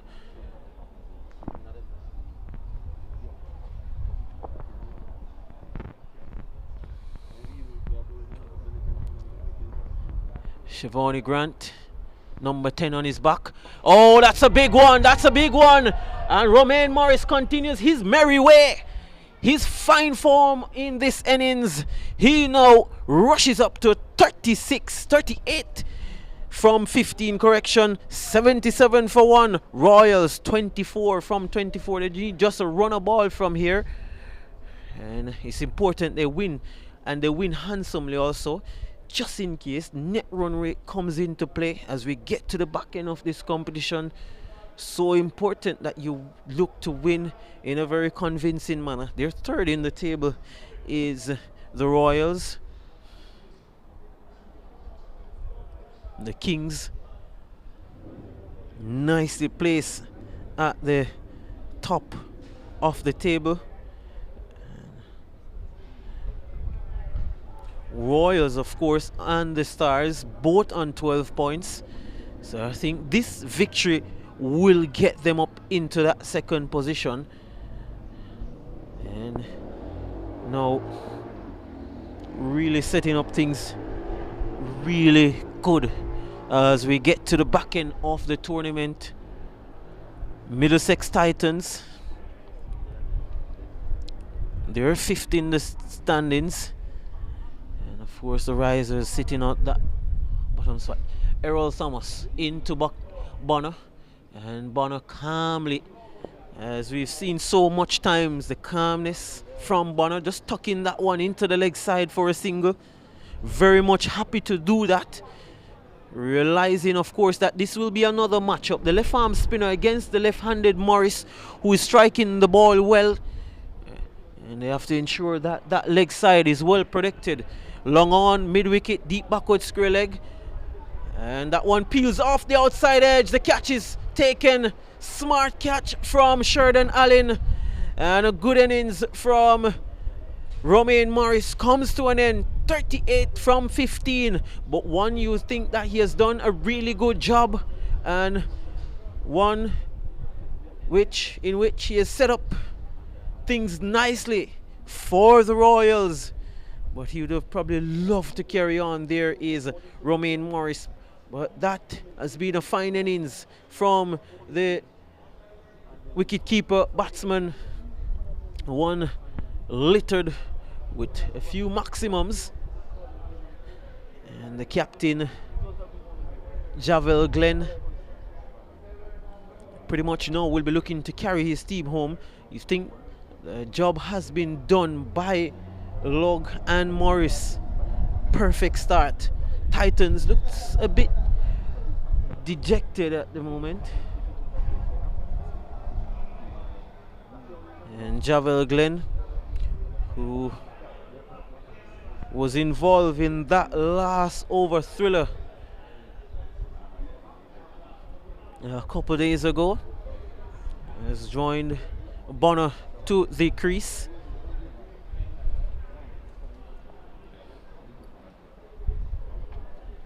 Here is Thomas. And straight away, he's looking to be positive, is Glenn. They're coming back for the second. This is good to see, good running. And 2 to Javel Glenn. Equation now 22 to get from 21 deliveries. As I said, so important that they look to win and win handsomely. Oh, that's carved away on the bounce, down to deep extra cover. And Brian Buchanan does the fielding. Javel Glenn was brilliant. Was absolutely brilliant in that last over against Parnell. Inflicted the first defeat on the Kings.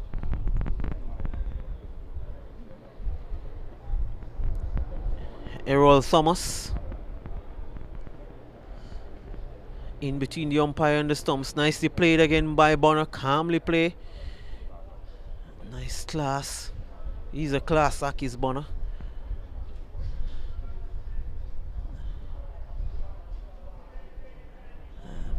Glenn 3 from 2. Bonner 9 from 7.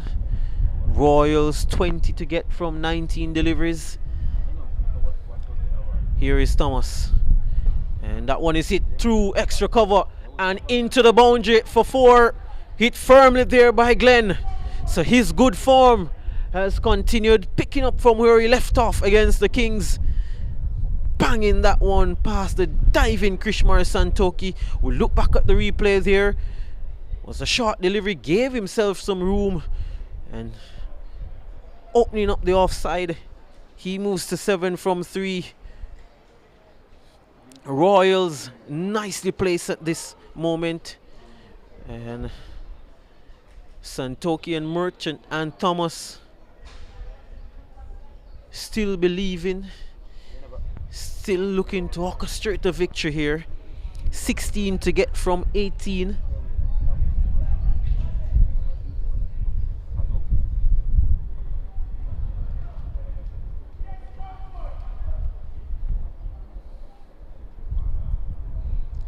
And in the end, after that meeting between Thomas, Merchant, Santoki, they have decided that he's going to be Merchant.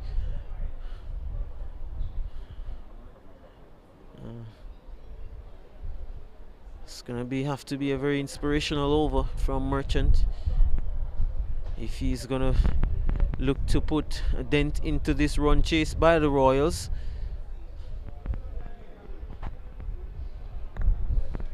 Merchant going to be operating from the Michael Holding end, which is the end that we were doing the commentary from.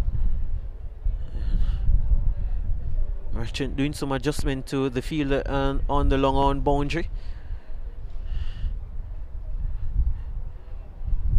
There's Bonner on strike. Bonner opening up and cutting that one into the gap. That's going to run away pretty close. It's going to go into the boundary for 4. So not even Merchant can contain this run's flow. And it's getting closer and closer now for the Royals. Nice shot that from Bonner, just throwing his hands, giving himself room, and more importantly, picking that gap at backward point. Nicely played from Bonner.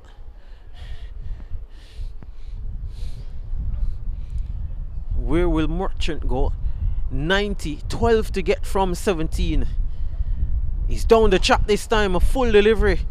Really choked him in the end, but in the end, it's going to run away for 4. Good timing on that one from Bonner. Those full toss can be pretty much difficult to get away at times, but Bonner, his fine form continues and showing his class as we would want him to do. International player, it's important that he can come at this level and show his class and stamp his authority on this game. Merchant, oh well, he was down the track, is Bonner, and really got into a tangle. He's not pleased with the decision from the umpire, but in the end, Bonner has to go.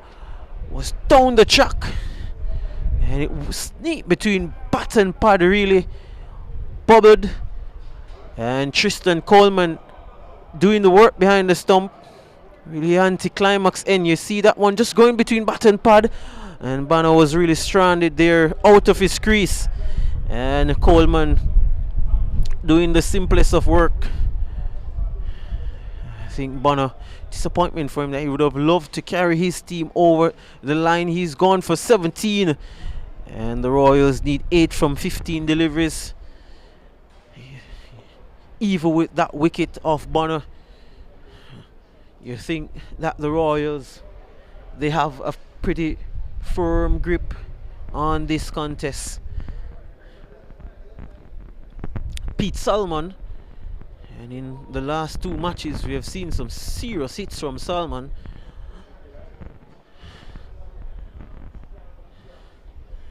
I don't really think it needs anything of that outrageous manner, that destructive manner that we have seen from him in the last 2 games. Salmon, just 8 to get from 15. Santoki, the captain, gets himself into a short mid-wicket position. Big gap in that extra cover region. And Jamie Merchant, 3 deliveries to go in this over. And it's pushed into that gap. There's a fielder on the deep cover boundary. Osborne who does the fielding. So 7 to get from 14 deliveries now. Brings Glenn into strike.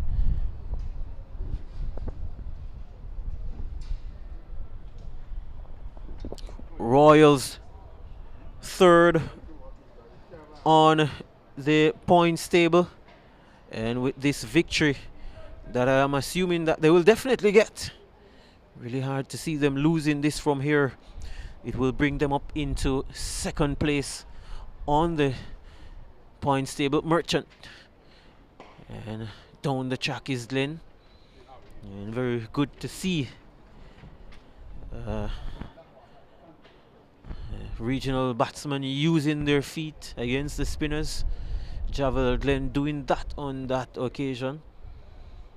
95 for the loss of 3. Glenn looks to go offside, peels off the outer portion of the bat and running away into that 3rd man boundary for 4. And the faces, the body language of the Middlesex Titans says it all. The writing is on the wall for sure. 3 to get from 12. And that's the end of Jamie Merchant, his 2nd and final over. 99 for 3. The Royals nicely placed to go 2nd place in on the points table here in the Dreamy Level T10 cricket competition at Sabina Park. Wide delivery as you see it on the replay. Glenn looking to probably hit that over extra cover, but opening the blade and getting the outer portion of the bat. 99 for 3. Glenn, the captain, on 11 from 5.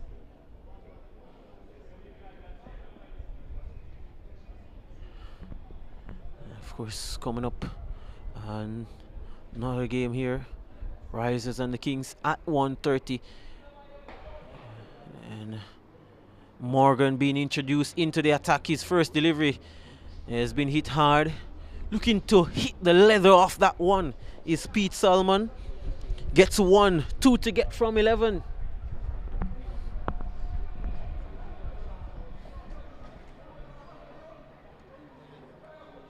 Writing pretty much on the wall, should be finished in this over. With 2 to get from 11. Morgan is going to be bowling to Glenn. Surely Glenn will be looking to wrap this up. He's pushing that one just gently. He wants to be there to the end is Glenn. I think that is the right thing to do from the captain. Was there at the end in that defeat against the Kings, and pretty much he will be there at the end here, I think, for the Royals again is Glenn. But Pete Salmon on strike, 1 to get from 10. And there goes Pete Salmon. He's hitting this in the air. Merchant runs back, but he will watch that one go for 6. The power of Salmon at the back end of another Royals innings. And what an accomplished, a polished victory by the Royals brings them to 2nd place. They have totally outplayed the Middlesex Titans in this contest. A total team effort. Log at the top of the order, very destructive. Romain Morris also destructive. And Nkrumah Bonner and Javel Glenn doing the finishing touches to this innings here. So that's a wrap in this contest. It's the Royals who win by 7 wickets. And as I said before, they've totally outplayed the Middlesex Titans. This victory will move them to second place.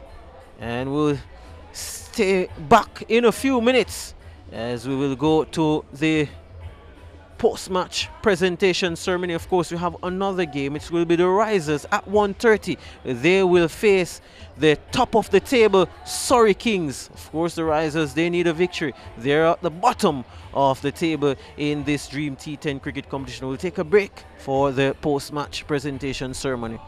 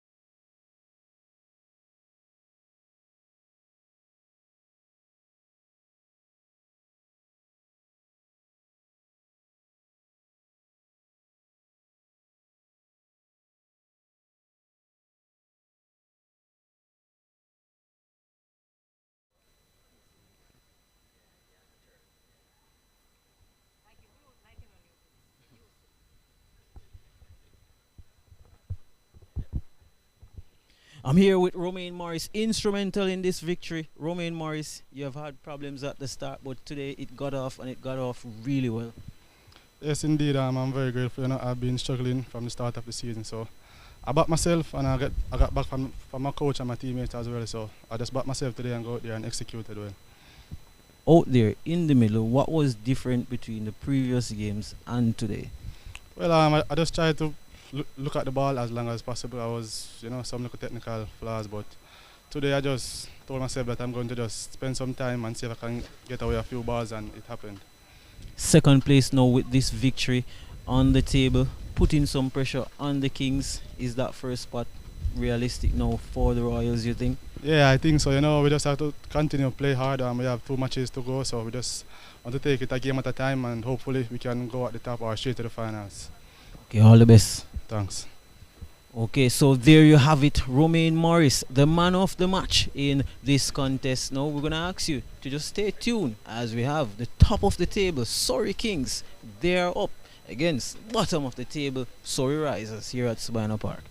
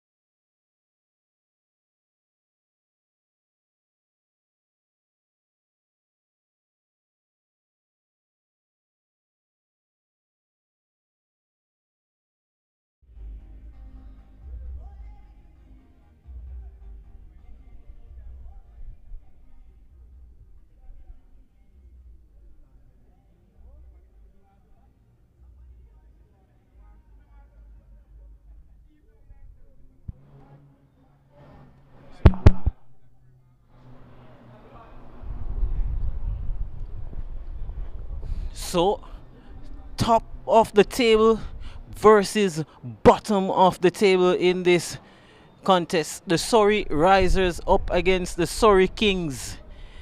And Kenar Lewis, and we get the name of the batsman. Powell will be the bowler. Yeah. And Jermaine Blackwood will be partnering Lewis at the top, and partnering me will be Mr. Orville Higgins. The time to say, well, depending on which part of the world you are, it's good afternoon here in Jamaica. And we're seeing Chris Powell. Just a little practice run there. And aborting his run. Jermaine Blackwood and Kenar Lewis opening the innings, as you mentioned there, Chris. Should be interesting. Yeah, both has been very productive in the tournament so far. Blackwood has been striking the ball well. So is Lewis. And Powell has continued to show a raw talent that he has possessed for some years. He has been good. All right, so here's the first ball. And Lewis bangs that through the offside. This could be out caught. He is. That was a wicket off the first delivery as Kenar Lewis trying to hit over the top. Hit straight to the man at cover. Did some work to his left. And that's 1 wicket, no run. Here's the shot again. And he was trying to hit over the top. Chris didn't middle it. And when caught that extra cover. Good running catch. 1 wicket for no run. Yeah, foot was a bit on the crease there, not really going forward. Said Chris Powell, he's been good in the first 2 overs, the power play overs. I think just looking to lob it over the top, looking to take advantage of the power play, as he does so often in this competition. Not today. Somebody else is going to have to step up and do this job that he has been doing in previous matches. And there it is again. He was maybe trying to hit a lot straighter. Ball maybe making some outward movement. Try to make that late adjustment. The feet went nowhere. There you go. And here's the man Chris Powell now, who must be saying, great way to start. I think that booming out swinger that Chris Powell gives you with the new ball, I think impacting that ball, peeling off the outer portion of the bat, going to extra cover, easy catch. So I think the outswingers of Chris Powell naturally moves the ball away from the right-handed batsman, and he will present that kind of challenge to Jermaine Blackwood, who likes to loft the ball in that fashion over the infield. The 2 men outside the circle, outside of screen, are at third man and backward square, and Powell just checks his run. Jermaine Blackwood, the West Indies middle order batsman, on strike. And here's Powell.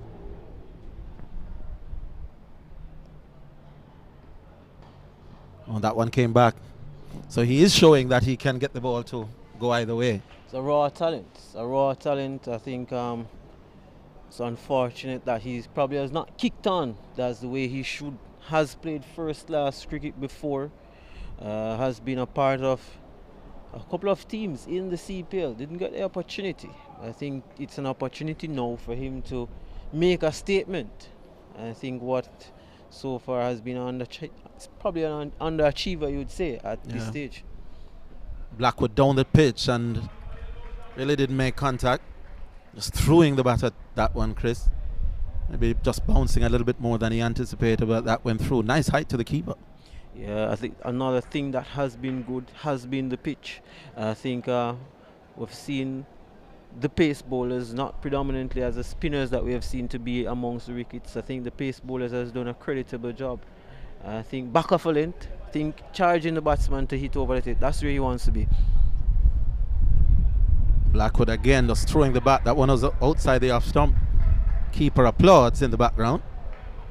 And a little word between Mackenzie and Blackwood as if to say, take some time. Here it is again. Was nowhere near it really.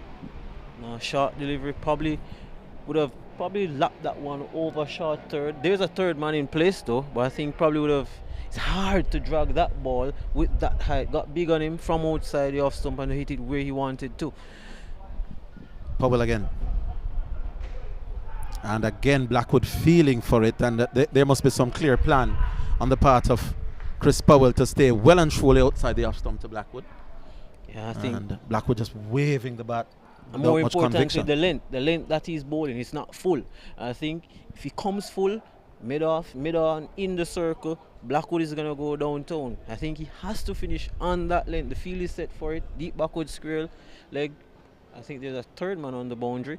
Yeah, great observation that Blackwood can be deadly if the ball is pitched right up, but just back of a length and way outside off as well. Let's see if Powell can finish well. That one straight, and that's banged past the bowler. That's 4. That was what Blackwood was waiting for, and Powell missed his length, and also you'd say missed his line as well. That was banged past the bowler. Yeah. And that's a 5 for 1. Look at the shot. Talk to us about this. Well, it's full. It's not where he should have been. I think we're alluding to the fact that he needs to be back of a length, challenge the batsman to hit from that length. I think a goodish length to the deep ball that dismissed Kenara Lewis. So I think that's something for Chris Powell to think about. But in the end, I think 4 runs from the first over. I think he'll still take that. The wicket of Lewis, still a very good over for him. Indeed it was. The danger man, then Kenara Lewis going. And the left-hander Mackenzie now will take strike. Former West Indies youth player. Highly thought of in these parts. And looks to be the left-arm spin of Campbell. Warren Campbell, yeah. Yeah. And let's see the 2 people outside the circle here in the power play. You expect somebody to go deep out on the onside for the left-arm spinner coming into the left-handed batsman. So yes, there's a deep mid-wicket and long on all the way back. Those are the 2 people out. As 4 for 1 off the first over. Let's see what Mackenzie can do. Punches down to long on. Shortish delivery, gets an easy single. Yeah, I think big matchup. Mackenzie, left-handed, left-arm bowler, bowling into him. I think Mackenzie will be fancying his chances against Warren Campbell. Warren Campbell, some 7 wickets in the tournament from the 7 matches thus far. Has done a creditable job. I think he's gone at less than 10 runs per over. And I think if you're going at less than 10 runs and over, based on what I've seen, new to me, this T10 cricket, but I think you're doing well if you're under 10. Under 10 meaning that the team in total will get under 100. Yep. Which is usually what the aim is. Blackwood now on strike. And he punches that brilliantly. That goes, I think, maybe just inside or just on the fence. I think it went flush on the fence. Oh, that was a good shot off the back foot, punching over extra cover for 6. You don't often see that. Indeed, the umpire signaling 6 there. Some shot that from Jermaine Blackwood. Yeah, I think pack a punch, short man. I think this one again. We look at replaying a few. He created that shot, really, Blackwood. Yeah. Back live, and he's punching that straighter, and that will go into the boundary again. You'd have to say that the bowler should have been a little bit more clever.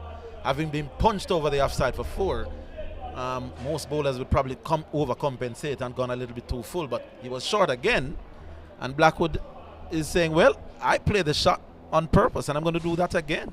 I think to note also, Blackwood has gone bang, bang, offside. I think he normally goes through that mid-off, long-off region. Mid-off is in the circle. I would probably put the protection back on the boundary for him. Blackwood getting one on the leg stump and takes his personal tally to 14 from some 7 deliveries. It's 16 for 1 at the moment. And the run rate, a pretty healthy 9.6 with Mackenzie now back on strike. Yeah, I think now again goes back to the matchup of the left arm spinner and the left-handed batsman. He pulls that in the air. This could be, no, dropping safe. Man at mid-wicket was right back on the fence, had some work to do. Didn't think Mackenzie timed that. And fell safely in the end. Yeah, short delivery. I think he probably would have disappointed that he didn't time it. I think there was an offer there on a boundary. It's a loaded leg side field for him. But again, we see next delivery mid-off will be up in the circle. It's going to be interesting where Blackwood goes. Campbell, again, you'd have to say that his length is disappointing as Blackwood on the back foot again tugs it out towards mid-wicket for 2. End of over number 2, end of the power play. Blackwood is on 17. And Mackenzie 2 from 2. Campbell conceding some 15 runs in that over. His length was all wrong, was much too short. Yeah, I think one of the things that I've seen, I think when you compare a Warren Campbell to for example, or Ryan Francis, who has gotten a couple of wickets also, was a man of the match a couple of days ago, is that the ability, he still thinks that there's a place to look to spin the ball, look to give that ball some revs. Campbell just firing the ball, really just containment. So I think there's an opportunity for bowlers, for spinners, to back themselves, to spin the ball, and they can be very, very threatening. All right, so who do we have here now to bowl? I'll tell you who in a while, but that's the total you're seeing there. 19 for 1 after. The Gordon Bryan. Was the pace, medium pace of Gordon Bryan. And down the field can be spread. Only 4 allowed inside the circle. Here's a mid-off, a man at cover, a man at short, fine leg, and somebody, I think Chris Powell it is, who will come in the circle at a wide mid-on. So the field well and truly set back. Bottom of the table, they are the risers. They definitely need a victory. Been an inconsistent tournament from them. Yeah, here's Brian, who has represented Jamaica a few times. Let's see how he starts. That was worked away out towards backward square. And hesitated a little bit, but the second run was always on. Yeah, Blackwood is quick. He's very quick. I think it's been very admirable the way he personally has looked to run between the wickets. I think this is also a competition that will challenge the running between the wickets. Gordon Bryan, you said, has played at the regional level before. A lot to offer with bat and ball. Here's he again, and that's a good delivery, tucking up Mackenzie. Well, maybe I've just shaped back a little bit into him. Good start. Mackenzie could only drop it in front. Blackwood has always very busy. Called him through for the single. Yeah, I think that's where Gordon wants to be, on the top of off, not giving Mackenzie any room. Left-handers love it when you bowl outside off stump. They can throw their hands at the ball or drag it to leg side. I think it's important he stays tight on that off stump. And also, no important left-hand, right-hand combination. He has to make the adjustment to the right-hander. Yeah, here's Blackwood now. Let's see how he goes. He's banging that in the air. This could be out, caught at cover. 8 is dropped. Chadwick Walton could not get there. Maybe the man at mid-off should have been the man coming in to take the catch, but in the end, I think Chadwick Walton running back is always the more difficult option. And a life for Blackwood. Let's look at this. In their time, 2 fielders, it had to be Akeem Fraser. It just had to be. Yes. I think it would make for a more difficult task for Chadwick Walton. Always difficult when you're pedaling back. You look at it, it was straight. Akeem Fraser looks a bit surprised that Chadwick Walton didn't left that to him. I think he was also mindful of probably a collision, because I think he was pretty sure that it has to be him. Brian to Blackwood again. Blackwood down the pitch and trying to cart it somewhere towards the old pavilion down at the north stand end. Again making no contact. Here's the drop catch again. Blackwood down, and look at Akeem Fraser in the background. He didn't catch move. It didn't move. Almost dropped on his toe. I think that just shows how close it was to Fraser. I think it sums up, I think the decision making of the risers, I think in every sense, has been a bit off. They're at the bottom of the table. Blackwood steers this one out towards third man and is out caught. Oh, that was almost like catching practice. It was short. Blackwood was trying to steer, maybe a little bit squarer, but he picked out the man. Couldn't have picked him out any better. The man barely didn't move. That one was practically down his throat. And Blackwood goes for 19. Here's the replay. I think in the pitch again, another pace bowler in the pitch, getting a wicket. A shot that Jermaine Blackwood, mind you, plays very well, plays it in test cricket, looks to lamp the ball over the slips, but I think probably just a lack of awareness, because I think the fielder was nicely placed. Delbert Gale on the boundary, shot probably you think not on, and the pace of the delivery really just aided it to be inside the circle, to be inside the field. All right, so Blackwood goes for 19. The new batsman is Andre McCarthy. Again, has done very well for Jamaica in white ball cricket over the years. 24 for 2 after 2.5. The rate now down to 8.47. And here's Brian again. And that's slapped out towards long on. And McCarthy off the mark straight away. End of over number 3. And it's 25 now for 2. And you'd say here, Chris, even Stevens? Yeah, even Stevens. I think the Risers probably the more pleased of the two teams. I think 3 overs, just under 9 runs per over. It's manageable. I think from what we have seen so far, I think earlier, the Surrey Royals, they chased 102.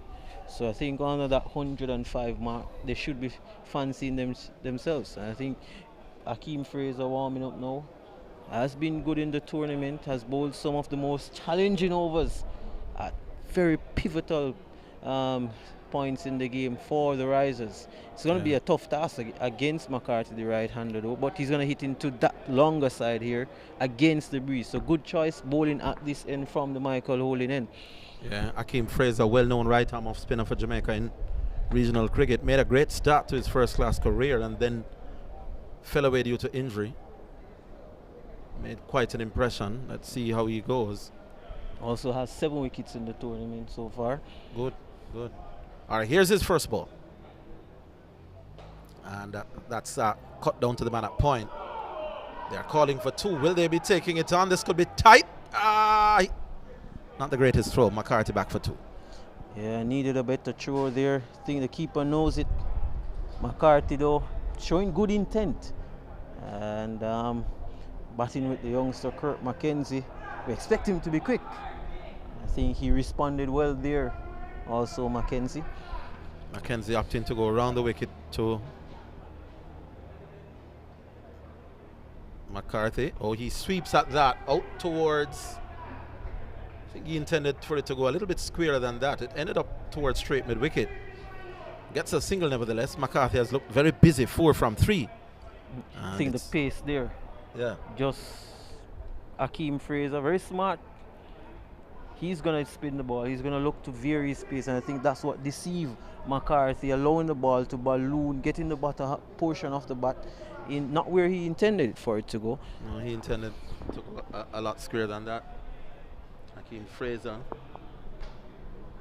I'll tell you a little bit more about him in just a little while. Took 8 wickets when he made his debut, was named player of the match in his first game, and was highly thought of as an off-spinning all-rounder because he claims he can bat a bit as well. Mackenzie punches through the offside, and we'll have to settle for 1. Tidy stuff from Fraser. I think he's coming back from a shoulder injury. Would have dented the hopes, the progress that would have loved to see from him and his overall development. So McCarthy now comes back 4 from 3. And he's tugging that out towards long on, the man coming off the long on fence. Might have thought he could have done better with that. That one was certainly dragged down, and opted to go on the leg side. There's some space on the offside. Could have opted for. I think what boundary here will not what Akeem Fraser will want. I think it's been a pretty good over so far. 5 from it. I think if he can finish with another single, it will be good. I think Mackenzie wants the boundary though. Mackenzie's disappointed with himself. You can see him gesticulating. Was a little bit quicker. Yeah. Varies his pace a lot. Smart. He's hitting in the air. That is out of here. That was tugged away over a wideish long on or a straightish mid-wicket. Take your pick. That was some shot. Yeah, good shot. I think the over here was building up.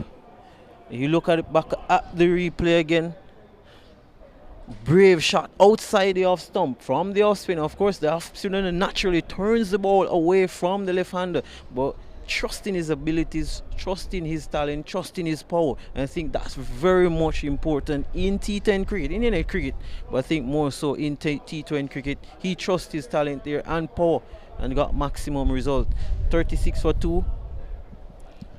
Fraser there, who up to that ball was bowling a fairly decent over. You were saying that you hoped He had he to ended finish, well. yeah. I think was carted over mid wicket for 6. I think Mackenzie was very much mindful that he has to get the boundary from the over at some point. And I think the singles really won't hurt the risers. It's the boundaries that will hurt the risers.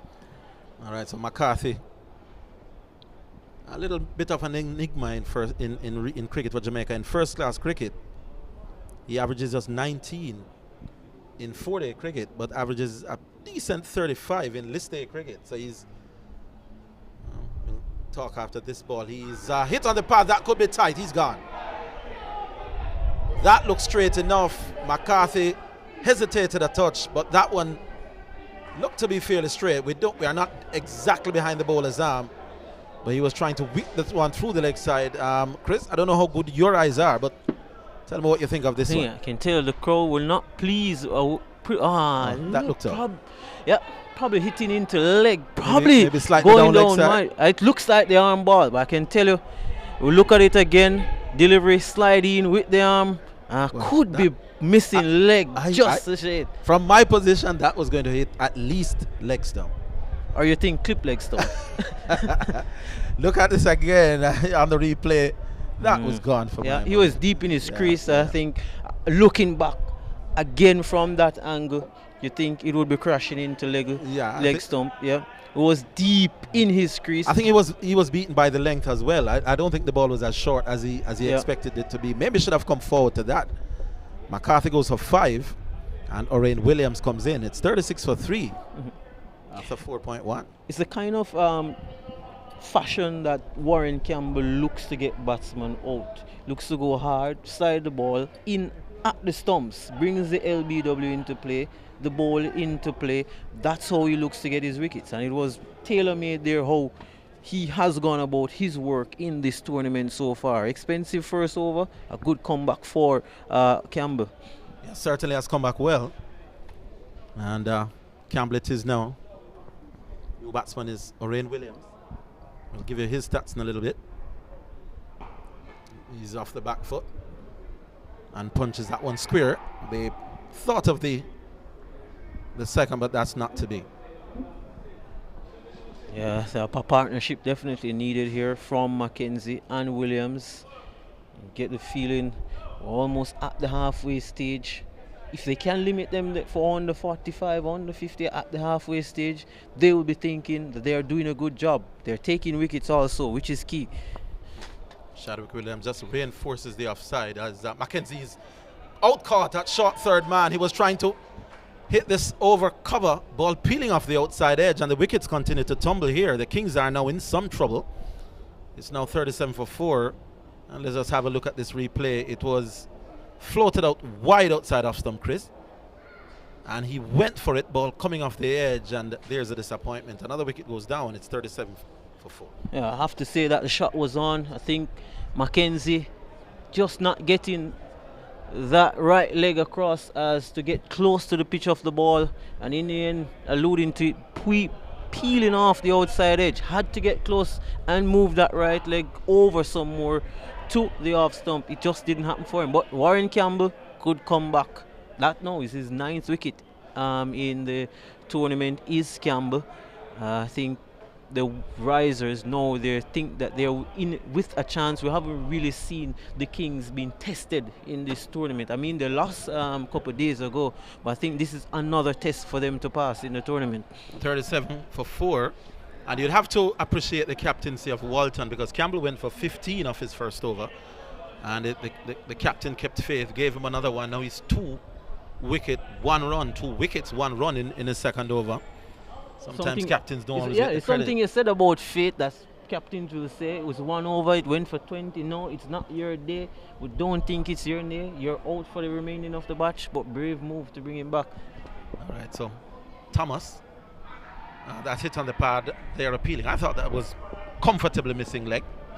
Alden Thomas is the new batsman. Yeah, but I think Campbell again in at the stumps, knowing what he's looking to do. There you go again. Like a round arm action from Campbell. That one was sliding down. Let's just look at the replay. And that's live action. down back towards Medan. One of the things that you have to give Campbell credit for, he was too short in his opening over. He's certainly pitched up a little bit more. And that was the LBW appeal against Alden Thomas, I thought. Missing leg easily. All right, we're back live. Here's Campbell. And that's slapped down towards deep mid-wicket for a single. And end of a very, very creditable over there from Warren Campbell. Only 3 runs from it with 2 wickets to his credit. And at the halfway stage, it's Kings sent into bat 39 for 4. And you'd have to say that the fielding side must be the happier of the two at the moment. Yeah, definitely. Alden Thomas hasn't done anything really in the tournament. Hasn't really got a chance. I think the Kings have been so dominant. I think probably it's a blessing in disguise that they're being tested as we go to the back end of the tournament and to really see what else is on offer from a batting perspective from the Kings. Akeem Fraser bowling out here. I think good for good move from Walton, who has been good. Williams it is from Fraser. He's hitting that out towards mid-wicket. He was trying to heave that maybe a little bit squarer than that. Came back for 2. Not a bad return from deep. And 2 more runs to Williams. And total now 41 for 4 after 5.1. Yeah, always a challenge. Right-handed batsmen are always going to be looking to hit with the spin. 2 leg. A gentle breeze blowing across. Williams again. And he's reverse sweeping in the air, and it will not carry to the man at the sweeping position on the offside. And they will again come back for 2. Interesting shot that, Chris. What do you make of that reverse sweep? I mean, it's what we see in T10 cricket. Good skills. Got him 2 runs. I think he's just looking to beat the man on the circle there at short third or point, looking to lap it over their head. So John Campbell did that in the week to real good success. This time he's down the track and hoist this. Can mid-wicket get there? He will. He's a catch, and Williams goes. Oh, the wicket's tumbling now. And Williams was trying to maybe hit that one into the old scoreboard. Didn't make the kind of contact that you would like.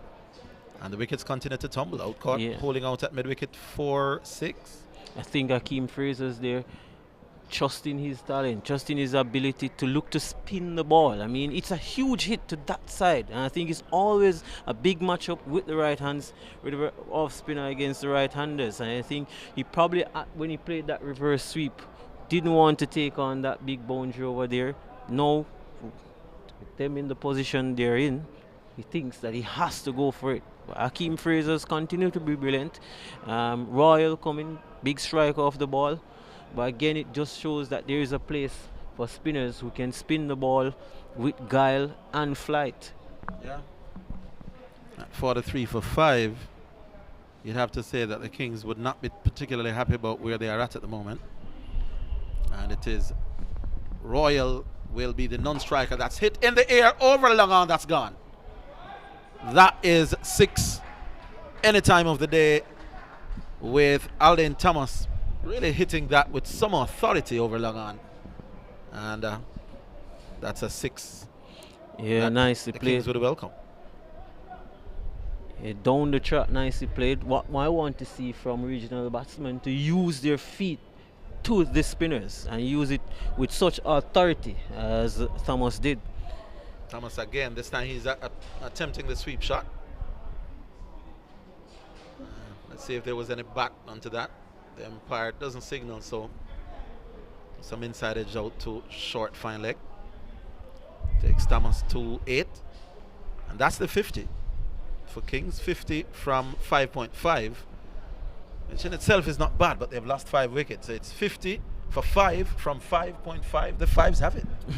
Yeah, the wickets column is, I think, is the worry for the Royals, for the Kings, correction. Royal, oh, that is the way to start. He really put bat to ball. He really hammered that, showing scant respect to Akeem Fraser. Really middle that. And let's just have a look at the replay here, he was backing away and really muscling it over wide long on for 6. Yeah, created that shot, backed away, to leg stump. I think just hitting with the spin and through that breeze. A powerful shot. He's powerfully built his Royal. Plays for the St. Lucia Zooks in the CPL. He's absolutely represented the West Indies under 19. Very handy all rounder. Would love to see if he can get off here for the Kings. Let's see how Fraser responds. He's backing away again, and Fraser cleverly didn't pitch up as he did the previous delivery. That one was a little bit shorter, and Javier Royal having the presence of mind and the skill to hit it off the back foot down to long on for 1. Yeah, I think we see there with Royal and Thomas, 2 players who are playing cricket at a pretty high level. As, shows the Kings still has a lot to offer, and both pack some power. So I think they're still not out of the woods. I think to get to 100, psychologically when you get to 100, you think that you're in the game. Yes. It represents a competitive score. I think that is where they want to get to that 100 mark. All right, there you see the umpire signaling for the 3rd power play. And you know, in T10 cricket, you are allowed as the batting team to get 1 over of power play after the first 2 overs, where only 2 people can be in the circle. Are they taking the power play? Yeah. The umpire signal, the fielding side is a little bit hesitant in doing it, but now the fielders are coming in. Well, they have no choice. They have absolutely no choice. I think quite fitting that these 2 will be taking the power play. Royal and Thomas, 2 powerful players. I think so far in the tournament, I think the power play has been the result of wickets, because batsmen think that, hey, this is an opportunity for us to go big and get runs, and sometimes it does result in a few wickets in the power play over. So it's going to be interesting to see how this one go. Alden Thomas will take strike. Alden Thomas' game has fallen off to the point where he has lost his wicket-keeping spot to Romain Morris for the Jamaica 4-day team, but he's quite a talent. Generally considered one of the best glove men in the Caribbean. Morris was man of the match in the previous game. There you go. And so Alden Thomas, I'll tell you about an innings I saw Alden Thomas playing right here against the England A team a couple of years ago. But let's see how he goes against, who is that? Brian, who will continue? No, Powell comes back. And he's hitting out towards long on, and that's a misfield. They should be coming back for the 2nd. Easy 2 in the end. Saw Alden Thomas scoring 100 against England A here with some lovely shots. I thought he would be playing Test cricket. After that 100, 1 shot over extra cover stands out to me to this day for 6, but his batting has certainly fallen off. He's pleasing on the eye when it comes off. He's one of those batsmen that you think that, hey, I'll come to Sabina Park and I'll watch you bat. Very pleasing on the eye. All right, so Powell it is. I think the graphic says Brian, but that's Chris Powell for sure. And that's hit straight. Only a single down to long off.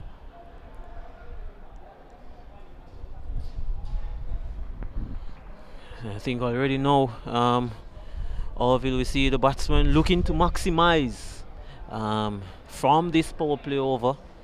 I think they see it as a bailout, so to speak, out of trouble. Yeah. A way to set themselves in a run chase, or if it doesn't matter if you're in a run chase or you're batting first, you're going to look to maximize the power play. No wickets so far in it though. No, not yet. And it is Thomas again who will take strike. And Chris Powell just taking a little time at the top of his mark before he darts away again. Oh, that's hit over the leg side, and could be the 2nd time they take 2 in the over. Had to score it back. Well, the 2nd one was always on. I think that delivery Probably I think Chris Paul probably get away with that one. No fielder on that deep backward square leg boundary. Risky delivery. But in the end, I think for him too, he will take that. I think it's the boundaries that would hurt. Indeed. Here's Powell again. And Thomas is hitting that in the air. Will this be caught at mid-on? It is. Chadwick Walton will not drop that. And Alden Thomas's innings comes to an end. Wickets continue to tumble here. In the power play. In the power play. Here it is. Full delivery again. The feet not going nowhere. I think probably trying to hit the ball too hard on that occasion. I think that's what down a power failure for Alden Thomas. And again we see such a talent. He said you saw him play extra cover shot. Yeah. I think he probably would have thinking of going over extra cover rather than trying to drag it. And rather than trying to hit the leather off the ball, trying to hit absolutely too hard. And I think so many times in this tournament we have seen batsmen trying to hit the ball. It's still placed for stroking the ball. Yeah. All right, so it's Royal who will take strike. We'll tell you who the new batsman is in a while. And he's hitting that. He's clobbering that really over mid-wicket. That was hit with almost disdain. That was pitched up. And Royal was just really putting bat to ball. I didn't think he timed it as well as he would like. It was a fairly woody sound, but it fairly whistled through mid-wicket. And it went for 4. Yeah, full toss from Chris Powell. Easy hit. No mid-wicket, no long on the boundary. That's an easy hit for Royal, who's powerfully built. And just amazing the amount of power that these guys packs nowadays. And he's hitting that out towards long off for a single. Chris Powell won't mind that. And end of the power play. We now make it, is that 68 from that I think 7 overs. 7 overs. I think the 7th over has just been bowled, so it should be 3 to go. Should be 3 exciting one. And I think Bulai again is coming into the attack now, and has made belated entrance into the innings in pretty much of the game. And I think for me, I think your leg spinners and what Bulai does, Chinaman bowler, I think they offer so much. They can go, but I think it's such an attacking option that can yield wickets. All right, so just doing some practice bowling there. Dennis Bulai bowls back of the arm, left arm, Chinaman.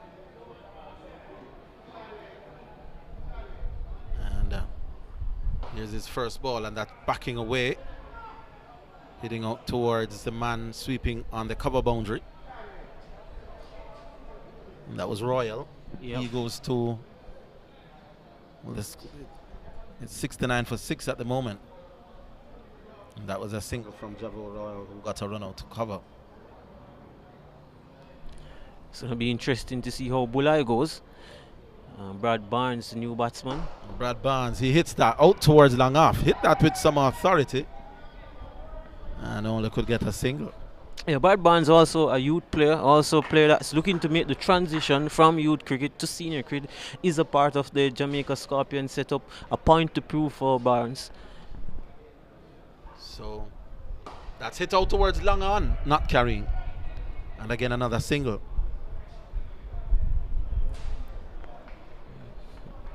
So I was just saying, Barnes, another player that I think should be looking to make a statement in this tournament.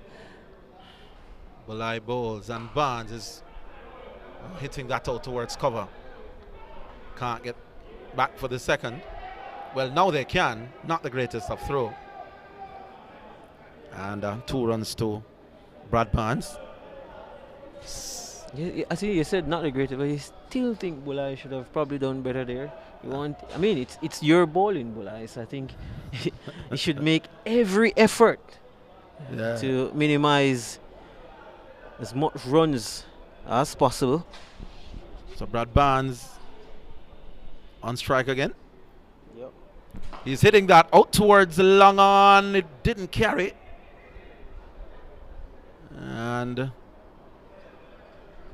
giving the man at long on some work to do to his right. Brad Barnes moves up to, that makes him 4. I think 17 to Royal. 74 for 6. Royal backs away and hits back past the bowler. Only a single. And end of over number 8 we make it. And it's 75 for 6. There's a shot back past the bowler. Was hit hard, Bulai, diving Bulai. I think he'll be pretty pleased with his returns in this over, Bulai. Was challenging the batsman to hit over the top. 75 for 6. Again, as I said, think there were 2 overs to go. Psychologically, they want to get to 100.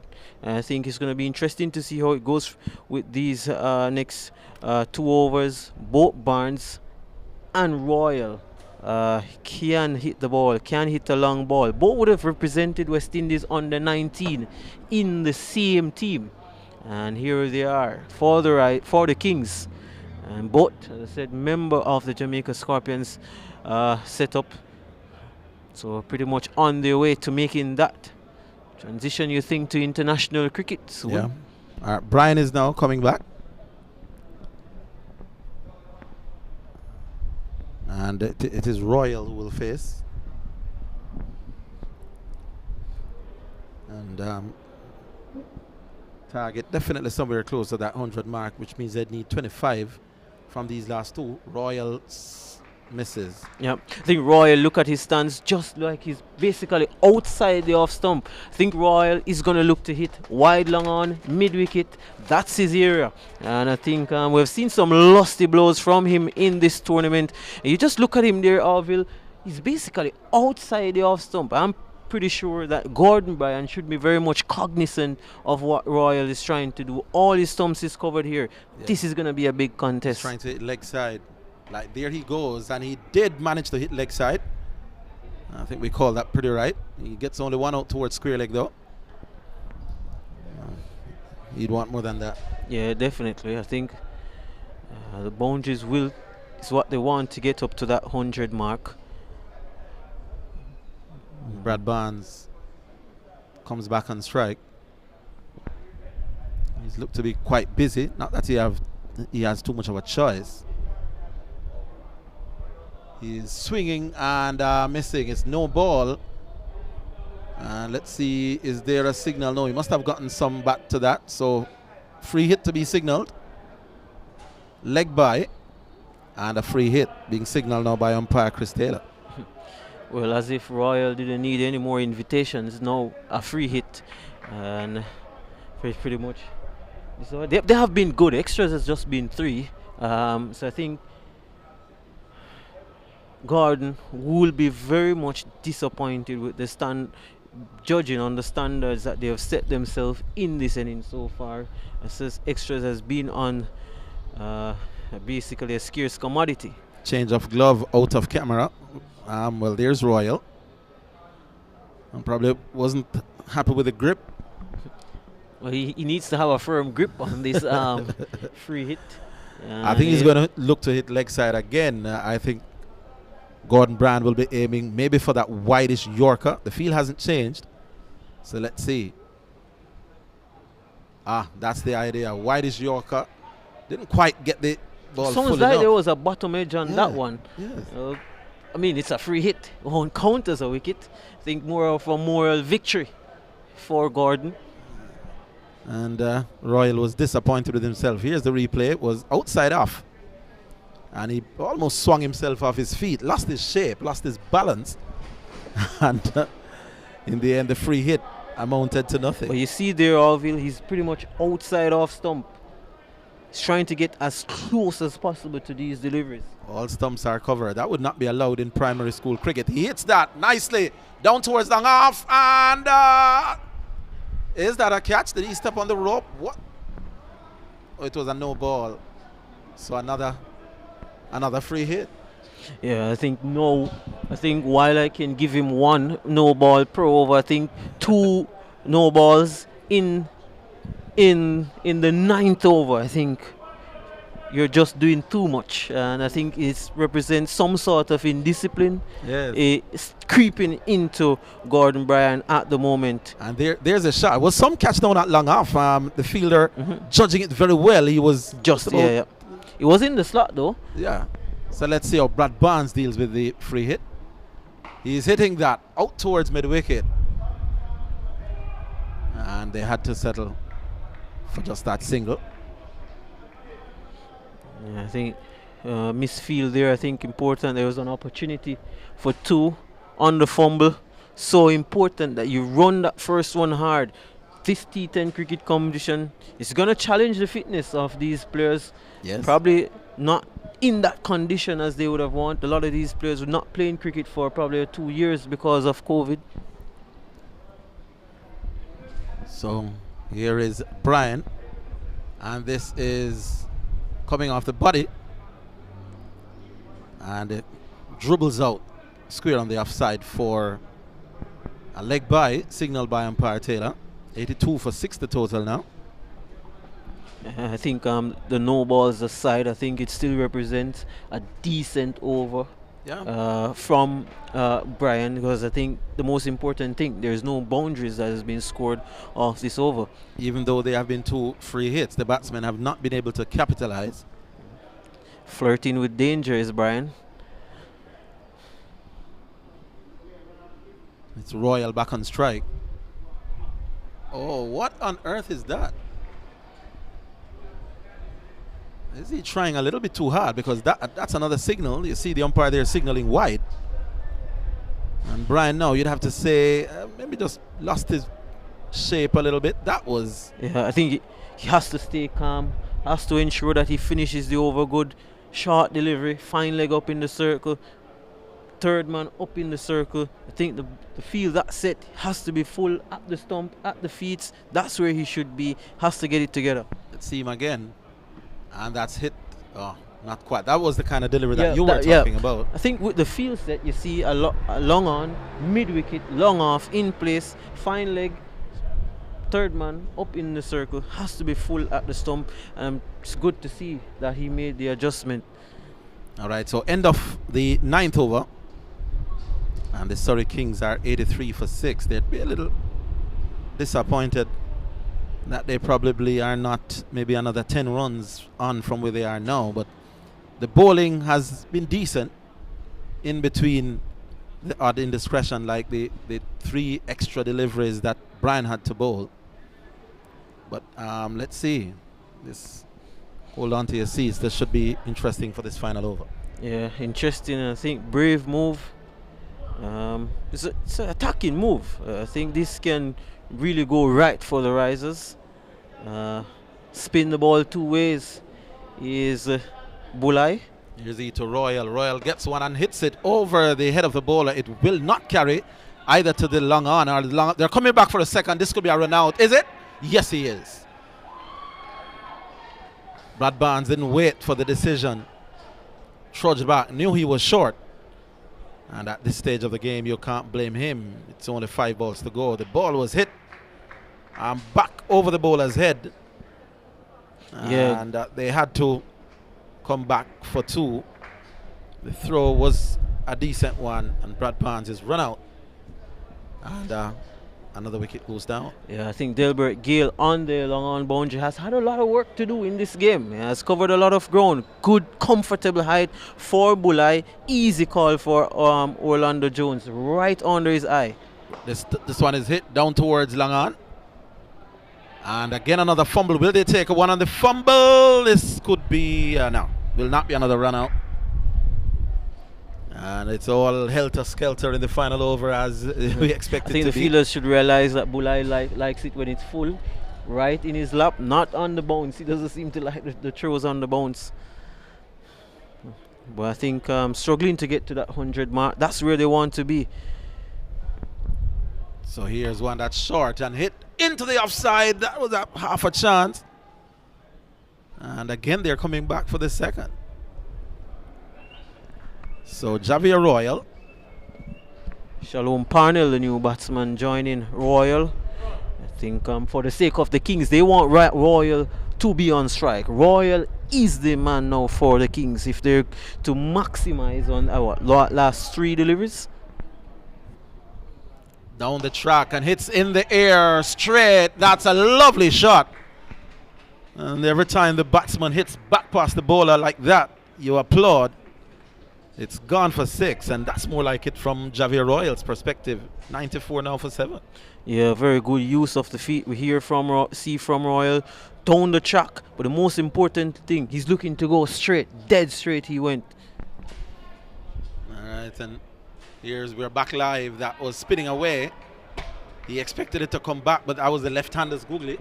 Back of the arm Chinaman that goes in the next direction. Yeah, I think there we see Bulai have to bring out all the tricks in the books that he has, as his skills will be definitely tested here in this last over. So is this the final ball? Yeah, I think Roy is suggesting that one should have been a wide. Didn't look to wide, he was backing away to leg. He was backing away, and when you move, the line moves with you. So the umpire would be less inclined to call. Here is Bulai down the track and hits out towards mid-wicket. Will they chance the 2? They have no option really. And another 2 easily taken. That's it. It's 96 for 7. The Kings, not a bad total, Chris, but maybe they would have hoped for maybe another 10-15 to that. Your thought on the Surrey Kings inning? Yeah, I think definitely another 15 to 10 runs short. I think we saw it start off pretty well badly with one of their more powerful players in Kenara Lewis being dismissed in the first over. And when Jermaine Blackwood and Lewis went early, you definitely think that this middle order would be tested. But I have to go, I think the Risers, bottom of the table, has shown a really good performance in the bowling, in their fielding efforts, to restrict a powerful batting lineup such as the Kings to under 100 runs. I think they will be more of the pleaser teams going into the dressing room as we wait for the reply of the Kings. But I think Royal there at the end has give them a score to work with 97 from 60 deliveries, 97 from the 10 overs allotted to go. So we'll wait for the reply of the Surrey Risers.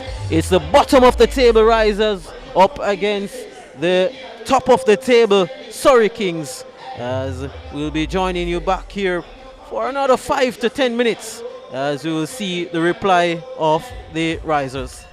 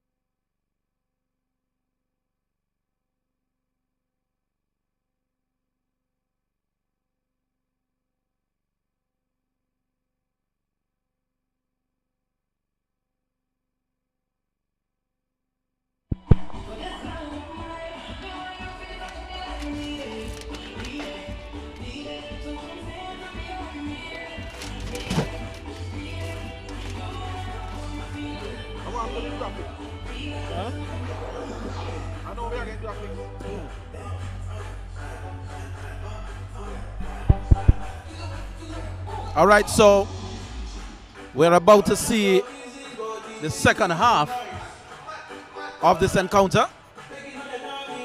There are the two umpires. Umpire Chris Taylor there demonstrating that he may not have been a bowler in his time. That didn't look like the smoothest of action, did it? Yeah. Upright seam. Upright seam. All right, so we'll see the start of the risers reply.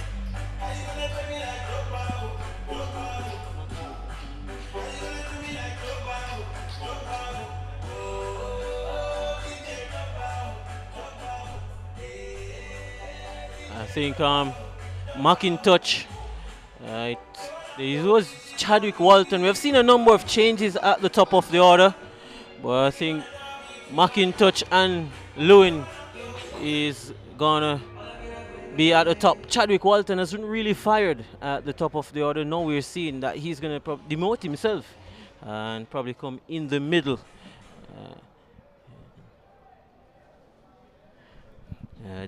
Andre Dennis has been good. He's Andre Dennis. He's gonna partner. He's gonna be opening the bowling for the Kings. Been very pleased with the efforts of Dennis. Tall, runs in, hits the pitch hard, back of a length. So there's the equation needed, Chris. Risers need 97 from 60 balls. McIntosh and Lewin are the opening batsmen. And let's see the two people outside the circle, the obligatory third man, and the man on the backward square fence. Everybody else well within the circle. Ricardo McIntosh has looked good. I think my issue with him is that beyond the power play, he seems to struggle a bit. I think it is important that he gets out the power play and bat through those middle overs also today. Here's a first ball. And McIntosh is getting one that beats him. Maybe just coming back a touch. He was trying to just drive up towards mid-off, but ball maybe just doing a little bit of the seam coming back in and went through to the keeper. Yeah, very good start from Dennis. It's important that he continues the job that he has been doing for his team. And that has been open up well with the new ball, hitting good lines and length. Here is Dennis again, and this time that slap to the man at point. A little disappointed there was McIntosh. Maybe thought he could have gone maybe more to the right. But decent start from the big burly Dennis. You wouldn't want to meet him in a barroom brawl. He must be about maybe 6'6" with quite some muscle on him as well. Yeah, Courtney Walsh in. Courtney Walsh would be pleased. Here's he again. And McIntosh is forced to just nurse this one out towards extra cover. And that's the first run. The Risers are off to a start. And the equation now 96 from 57. But good start here from Dennis, hitting good areas in the early exchanges. Yeah, if you look at him, tall, I think member of the Jamaica Defence Force, should be a fit lad. And I think should be doing the hard yards here for the Kings definitely. Just 2 overs to bowl. I think to give you all. I think he's always up for it. Lewin is hitting and missing. He was trying to cart that over mid-wicket. And making absolutely no touch. And you could hear somebody suggesting in the background that maybe just get one going first. Get off the mat before you start going hell for leather with the stroke play. But went for it and missed. Yeah, you look at the fielders. They're on the circle now. They're charging in from the circle. McIntosh previous delivery. Dabbed it, got a single. He should do the same. And, well, maybe taking the advice of the spectator, stroking that out towards mid-off. Lewin is off the mark. So is McIntosh, and it's a decent over here from Dennis. He's kept the ball fairly well up. And his lines are good. He hasn't strayed from just outside off. And the batsmen so far have had to be relatively quiet. Here's his final ball. And McIntosh pulls imperiously through mid-wicket. Now that was played with absolute disdain. That was some shot. Wasn't all that short either. And he Came back on the back foot in a jiffy and really pulled that with authority. And that disappeared through mid-wicket. Good shot. Yeah, very pleased with McIntosh. First time seeing him in this, I've seen him bat is this tournament. I think each time I've seen him play some shots, and I think it has really caught my eye, caught my attention. Heard that he's from Clarendon, but I think he looks the part, looks to be an organized player. It's just for him to push on beyond over number 3, number 4, and bat deep into the innings. That's really the challenge for him because he's a very good striker of the ball, good time off the ball. And I think that was on display, picking up length very early. Yeah, I'd love to see the replay because I think he, as the cricketing jargon says, he was peeping on the front foot and then adjusted his balance as opposed to coming back. Here's the replay for that shot through mid-wicket. So he was on the front foot and then almost just swiveled, didn't go on the back foot, just almost pulled off the front I think foot. the hands also very quick there from McIntosh. And it shows, I think, the feature of a very good player. Yeah, you could see that he doesn't mind the short ball. Here's the second over, and it's Royal, the left-arm orthodox spinner. And that's Lewin, who was trying to drive up towards mid-off. The ball coming off an inside edge and going out towards square leg. Would you have started with Royal? I think we've seen that the ball, when the spinners gives it a grip, it seems like there is some turn on offer. Wide down the leg side, and he's punished because the keeper couldn't get around. And that's 4 wides. Oh. So Royal lost the radar, lost the plot. Yeah, I think going back to the point, there is some spin on offer, but I think on this occasion he's looking to fire the ball in. I think he has to give the ball a chance, put the ball in the pitch, gives it the revs, see what the pitch is doing, and I think there's something in it for him. Let's see how he adjusts. And that's again interesting shot that, because he was down the leg side again, maybe following Lewin, who was backing away, and Xavier Royal, rather than aiming at the stumps, was following him, aiming it towards the batsman who was backing away. So I think the toss-up would have been between the left arm Shalom Parnell, who has done the work with Dennis at the top. McIntosh on strike. Oh, that's a good delivery. Gets one, playing it square on the offside. And that one was straight. Played it square. Gets another single. McIntosh goes up to 6. He really looks a good player, though, is McIntosh, based on what I've seen. Hoping that he continues in this vein. Royal bowls, and that could be interesting. The umpire does not signal wide because Lewin had really come across his crease. Lewin is 1 from 5 deliveries, so he's struggling a little bit to get things going. Yeah, well, I have to tell you, Lewin was at the top of the order to start with Walton. He struggled. They took him out of the team. Now he's back again at the top of the order. He's still struggling. Yeah. I think interesting decision, I have to say, from the Rise, was alluded to the fact there's also Chadwick Walton, who has been struggling to come out of that power play. He's doing all kind of things. He's backing away 1 minute. The next minute he's coming across.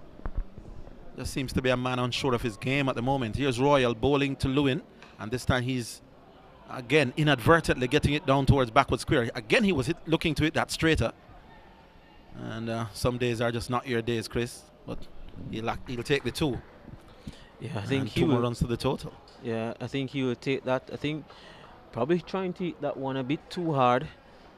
I think he has to set himself, look and make a decisive effort as to where he's going to look to score. What will he do now? He whips that through mid-wicket. Well, he'll say thank you for that. That one was pitched up. He kept his balance, kept his shape, didn't try to overhit that, and just whipped it off his pads out towards mid-wicket for 4. Lovely shot that. And the total now 19 for 2. Watch the replay here. He didn't overhit it. Yeah. It was that delivery, as you said, Royal trying to dart it in. Just missed his length, but not by a lot. A good shot that out towards mid-wicket. Yeah, a good shot. I think that we said he was struggling. This will give him some real confidence as his innings look to progress. That delivery was nicely played. Brad Barnes, the previous delivery, he ran around to his right and made the adjustment to stay more to his right, more finer. Then the ball was hit in front of square. So a bit of cat and mouse game probably. Lewin playing with Brad Barnes on the boundary. But again, Dennis back for his second.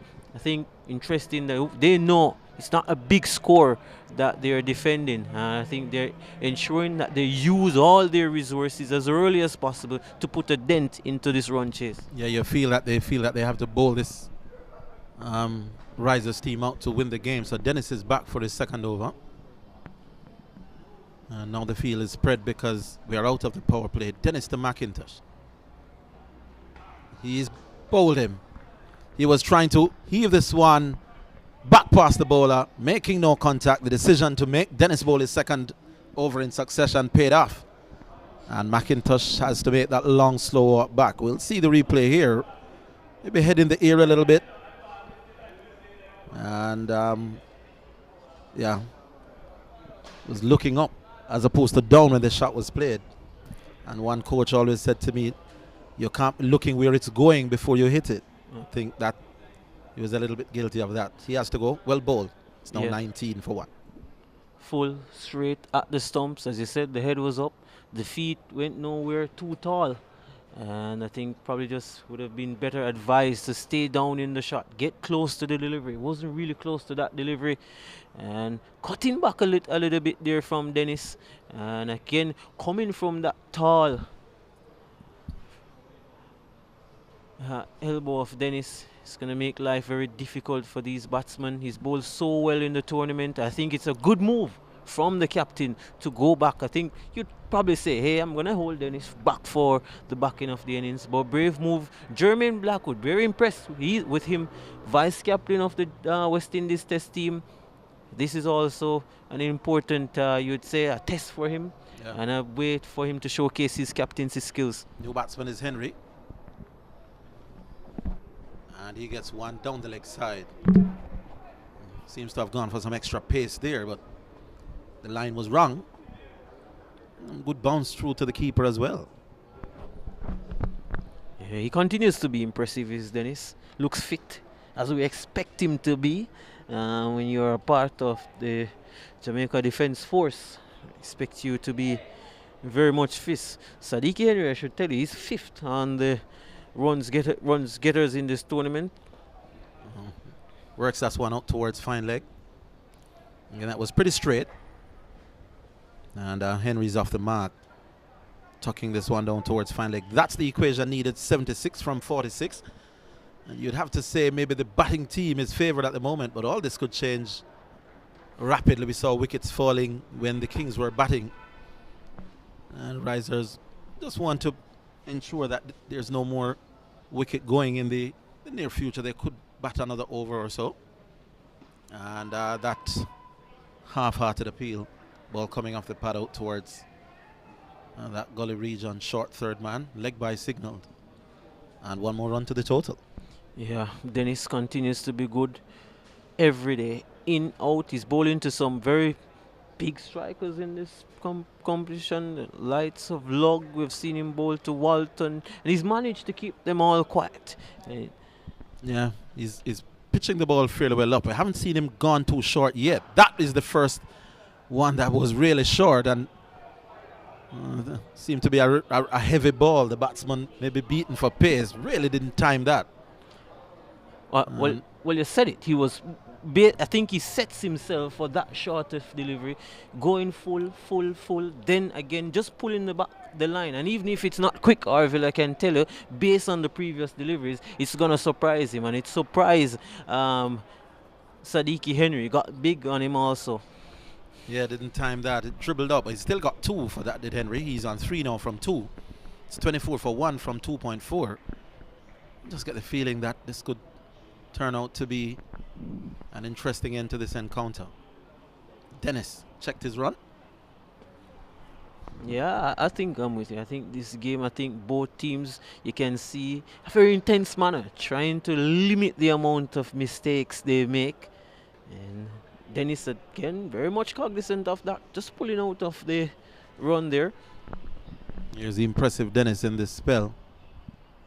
And that's a short ball. We were saying that he hadn't gone for the mud, as they say. And that may be the first genuine bouncer. Henry going for the hook. And making no contact again. Ball going through, nice height to the keeper. Maybe not quite rushing through. A little bit tennis ball-ish with that bounce, but got good bounce. And Henry didn't manage to get back to ball for that hook shot. Yeah, nicely line bouncer. Interesting when you get the bouncer at the batsman, at that nose. He's in the air, down towards the man at third man, and dropping short. And there are one or two spectators who felt that the fieldsman at third man maybe should have gone for it. I always have sympathy about fielders diving forward, but what's your take, Chris? Should he have gone for that? I think he overrun it, that one a bit there. As you see, he was pedaling back. Yes, I think he overrun it. McCarthy, total misjudgment on his part. I've seen a few blemishes from him in the field. But the Kings, they set high standards. I think you think probably half chance there, probably. I think he definitely overrun it. I think I'd say 1/3 of a chance. Can I say 1/3 chance? So I'm marking too hard. Andre McCarthy's usually one of the better fieldsmen here in Jamaica. Yeah. But I thought he misjudged it. It was going a little bit to his right as well. But that's the end of over number 3. 25 for 1. The required run rate is 10.29, which is greater than when they started. So they need 72 from 42. And we could, like I said, have an interesting end to this game here. Javier Royal will continue, by the way. First over costing 12.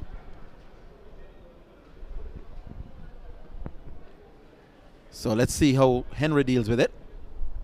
From round the wicket. And that's hit out towards mid wicket. No, that's out towards square leg rather. And only one run in it. Henry goes to 5 and it's now 26 for 1. Yeah, some batting to come though.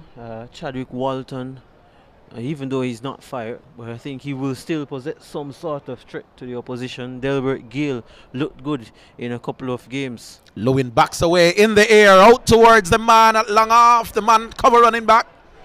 It felt perfectly equal between both the cover running back and the long off running forward. And in the end, they all count. Lewin's heart must have been his mouth for a second there, but the ball dropping into no man's land. He gets 2. I think you have to feel for Ewing, the youngster. Big game, making that transition. He realized that he has to do something now. He decides that the orthodox shots maybe not quite working. He pulled out the reverse sweep, which is such a modern shot. These kind of shots were not played back in my time, but I may be dating myself. You almost can't be a proper it's 360 stuff now. Well, there you go. Here is one that's coming off the pad and dribbling out towards short, third man for 1. As I said, Lewin, I think he's pretty much aware that this run rate is almost 10.5 runs per over. I have to do something now. Yeah. I have to, yep. Something is going to give you thinking this over. Field inside doing a good job of checking the scoring. Lewin down the track and a bowled. As you said, something had to give, and what gave was the wicket of Lewin. He was trying to belt that through mid wicket, making no contact. And Javier Royal says, "Off you go, young man." Oh, it was a stumping. I thought for a minute. Yeah, it was stumped. Yes. Again, you just think something had to give. Run rate just creeping up close to that 11 runs per mark. He was struggling, really, the young man Lewin. 10 from 11 deliveries in this version of the game. You really can't afford that. You wonder how come he missed that, because it was pretty straight. In fact, the wicketkeeper took it down, slightly down leg. Let's just look at this replay. It was, by the time the keeper collected it, it was down the leg side. And you would think that as a batsman chipping to the left arm spinner, you don't want him to be getting you out in between bat and pad. I think it was just frustration, not keeping his eye on the ball. Really a shot in anger. Really desperation. Didn't look good, but here's Delbert Gale to come to see what he could do. Like I said, I just get the feeling that this match could be closer than we thought. And still no Chadwick Walton. Still no Chadwick Walton. Here's Gale with his first delivery. And they're appealing, but it was a kind of appeal that says, we don't really think so, but we have to say something. 4 overs gone, 31 for 2. Yeah, Delbert Gale was a little way across his stump there. I think Royal every time at the stump, and he's pretty much glad to dart those deliveries in at the stump, at the pads. He's saying, I'm going to just look to contain the batsman. If they're going to do something, they're going to have to do it from that length that I am bowling. Lewin trying to do that in that over, a successful over. You look at it, just the, 5 runs from the over. Decent over. The equation now 66 to get from 36. Yeah. And this is really setting up nicely to be a very, very, very interesting contest between these two. Javier Royals 2 overs for 17. They can't use Dennis. His overs are up as well. And I'll tell you who the new bowler is. It's Williams. And let's see how we will go. The match, I think, nicely poised. The required rate is 11, which is getting a little bit higher than when they started, which means that the fielding team is doing its job. Not just getting wickets, but just ensuring that the Risers team don't get away. Williams' first ball is hit in the air out towards cover, and they should get an easy 2. Yeah, easy to. And I see the introduction of Williams. I think one thing I like about this Kings team is that the variety that they possess in their bowling army. We've seen Dennis. We haven't seen the left arm pace of Parnwells yet, but we've seen the leg spinner now. We saw Royal, good variety. I think it makes a good makeup for T10 cricket. There's always something different coming. All right, Delbert Gale will continue. He's on 3 from 2. And he's driving out towards cover. The man sweeping comes off the fence. It's the kind of shot that you would see in the average 4-day game, not played with any violence, just stroking it nicely up towards cover for 1. I'm assuming Delbert Gale thinks that this is well within my scope. Really no need to worry as yet. Henry on strike. He's 5 from 6, so he's struggling a little bit. And he's, I suppose you could say, slapping that out towards Langan with a horizontal bat. Maybe wanting to go square, but the ball coming onto him maybe a little bit quicker than he anticipated. Out to Langan for 1. Not helping the Risers. The rate continues to climb. It's now coming up towards 11.3 per over. Wide signal. I think that wide ball aside, I think the leggy Williams has shown some good control. Batsmen always coming at him. I think he has done well so far. And Gale will be coming. Again, just a single, and the fielding side will not be bothered by this. As long as they can keep them down to singles, it's the fielding side that's winning. And it's a good start from the leg spinner. Usually they say the most difficult art of bowling. He's kept it fairly tight. He hasn't really dragged down anything. Hasn't offered any easy hitting opportunities, has Williams. I'm just going to give the bowling team the edge here at the moment, Orville. And I'll tell you why. Oh, the reverse sweep attempted, and only God knows whether he saw the attempt at the reverse sweep, the switching of the hands, and then went wider. But then the umpire says, "No, that's much too wide, Mr. Williams." And that's hit out towards point. Can't beat the man. Good over continues. I think I said that there's not a lot of power in the back end of the Risers team based on what I've seen from them. And I think probably that's why Chadwick Walton probably holding himself back for that back end, because I think after these two, not really much power. Again, I think the reverse sweep. I'm looking at Williams, and he bowls a curious type of leg spin. Up to the point of delivery, you could mistake him for an off spinner. Let's just look. I don't know if the technical people could get a close-up of his action. It's not the typical leg spin action where the palm is faced outwards at the point of delivery all the way through. It's not like the classical Shane Warne, the late Shane Warne. Certainly not. End of his first Adam over. Zampa. No, it's not like that. First over cost him 8, and that included 2 wides. Not a bad start. The rate required is now 11.6 and climbing. And the Risers must be feeling something has to give in this over, you think? Yeah, 58 from 30. As I said, I think Andre McCarthy probably the bowler. He's a good bowler, but I think they have to look for somebody to target. And again, did not mention McCarthy a while ago, but again, he's showing the depth in bowling of the Kings. A very, very well oiled machine is the Surrey Kings. It's going to be a tough task for the Risers. McCarthy prides himself on what he called his drifters to the right-hander. You think you have it all covered to drive, and then the next thing you know, it's outside edge through. You would have saw him in the Super 50. I think 4 wickets in 4 balls or something like that. It was absolutely brilliant. Turned that game on its head. He doesn't need to turn this game really on his head. Just keep it down. 11.6. So the batting side need a big over. Will McCarthy be the man that they target? Gale is 5 from 4. So it's not as if he's going hell for leather either. That's down the leg side. Poor start from McCarthy. Yeah, very poor. Don't want to give the batting team a look in here. I think they have had them under some real pressure for the last 2 overs. Very interesting over this one will be. McCarthy bowls, and that swept away. Lovely shot all the way down towards backward square for 4. That was lovely played. And I said when Gale played his first shot through extra cover that he's not looking to be violent with his hits. He's playing proper cricketing shots, and that was a lovely sweep shot for 4. Well, I've seen him earlier in this tournament. There you go, classical sweep shot. He's the type that you say one of those classical batsmen, easy on the eyes. You think of Marlon Samuels, very easy, very pleasing. Yeah. Delbert Gale coming through the ranks, in my view, one that I really would have loved to see him kicked on. Clearly doesn't have the power of some of his teammates, but nice classic sweep shot again. And a poor feeling. This could run pretty close to the fine leg boundary as well. Now they'll come back.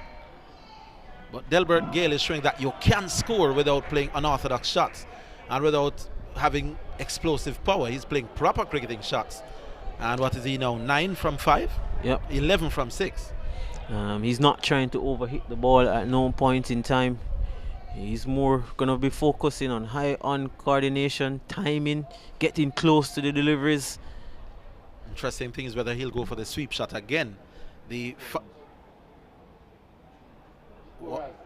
What's the signal here?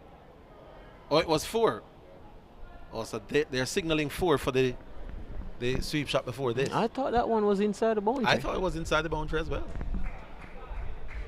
Interesting to see whether Gale will go for the sweep shot again. Here's the ball. Did it? Well, that's back live, and that's pulled out towards straight mid-wicket. I think the umpire may be saying that the fielder's feet was on the ropes while he was in contact with the ball. I think you see what the 2 boundaries has done. All right, here is the 4 that was signaled. Maybe that foot was touching the rope. And this is down the leg side again. Oh, it was a brilliant decision though. Yes. From the umpires. That's a poor delivery. I think this, as you said, not the over. The Surrey Kings would have hoped for so far. And I think now you see that required run rate coming down now to 10. So McCarthy has been swept 3 or 4 times in this over. Clearly has to change his line because both these batsmen are inclined to just lap it around to the leg side. And he was a little bit straighter. And out towards mid-wicket now for 1. Well, they're coming back for the second. This is excellent running, even if there was a little tinge of risk about it. But when the rate is over 10, there has to be some risk. And the Risers would be happy with this over so far. It's 14 already conceded. And we still have, 1 or 2 balls to go? 2 more deliveries to go? Yeah, I think so. They needed a big over, Chris, and they're getting it here. Yeah, he said they needed to target somebody. I think Andre McCarthy looks to be that person that they're going to target. And it's always tough, the off-spinner. The ball turning into the right-handed batsman. And I think the sweep shots is... much too straight, much too much down the leg side. There he goes again. He's been swept 4 times in the over. And if I were his captain, I'd say, Andre McCarthy, what on earth is wrong with bowling outside off? You can't be hit between fine leg and backward square 4 times in an over. That was leg-sided-ish. It wasn't outside the leg stump, but when the batsmen are inclined to play that shot, you've got to move your line a little bit more towards off. That's 4. And it's now 59 for 2. And all of a sudden, from a rate of 11.6, 1 over that cost 20, the rate is back down to 9.5. Yeah, I think a poor over from McCarthy. And what was important was pace on. I think the batsmen, they used the pace of McCarthy. And it goes back to my point that there is a place for spinners to look to spin the ball, bowl it slow, and give it time. Yeah, it was pace on. And just helped it on its way, really, Sadiqi Henry. And I think it's also good batting, you have to say, very intelligent batting. And it goes again and it shows you that there's still also a place for finesse and timing. Gale is 14 from 7. He has not yet played one shot in anger. His strike rate is 200. And it tells you that if you can bat properly, you don't always have to be creaming the cover of the ball. Have you ever seen Babar Azam? Yeah, there you go. Seen a guy called Virat Kohli as well. When he's on song, he can score quickly by still more or less playing orthodox shots. I've been very impressed with this little cameo from Delbert Gale. He's 14 from 7. Now the risers need 38 from 24, which is a lot more manageable than it was, what, 5 minutes ago? And Andre McCarthy must be ruining that over. They had to target somebody. They targeted him. Let's see how they treat Orain Williams, who's going to be the new bowler now from the North Stand End. Yeah, I think 38 from 24 deliveries. Chadwick Walton in the hutch. 2 batsmen here set. Probably going to change my thoughts on that prediction. It's going to challenge my prediction. Well, it wasn't really a prediction, but I thought for a moment that the Kings had a firm grip on the contest. But I think now looking at it, it's just shifted to the batting team. Interesting field. We'll talk about that as Williams bowls. And that's pummeled out towards long on. Not the greatest of feeling. And it's down to the boundary for 4. That's Gale. And that's maybe his first shot. That looked like he was going for power as opposed to finesse. He really threw the bat into that. And that went down towards long on for 4. Coming outside the line of the off stump, dragging that one wide off long on. Power play over, big over in this contest. A chance for the Risers to really sink and kneel here in the efforts of the Kings. Yeah, so Gale on strike again. This time he's playing the kind of shot that I thought he would have played earlier, because there's a wide expanse of real estate between long off and that man at straightish cover. Why he went for the leg side with the first ball, God alone knows, because that shot I thought would get him more productivity, but it doesn't always follow logic. No. The one before that went for 4, but he hit it just past the fieldsman. That wide expanse through the offside, he went there. Guess what? He got 1. So sometimes it's not always what's logical. Sometimes it's about mood. Yeah, I think probably the power play. The power play over. No, they know they need to get runs from this over.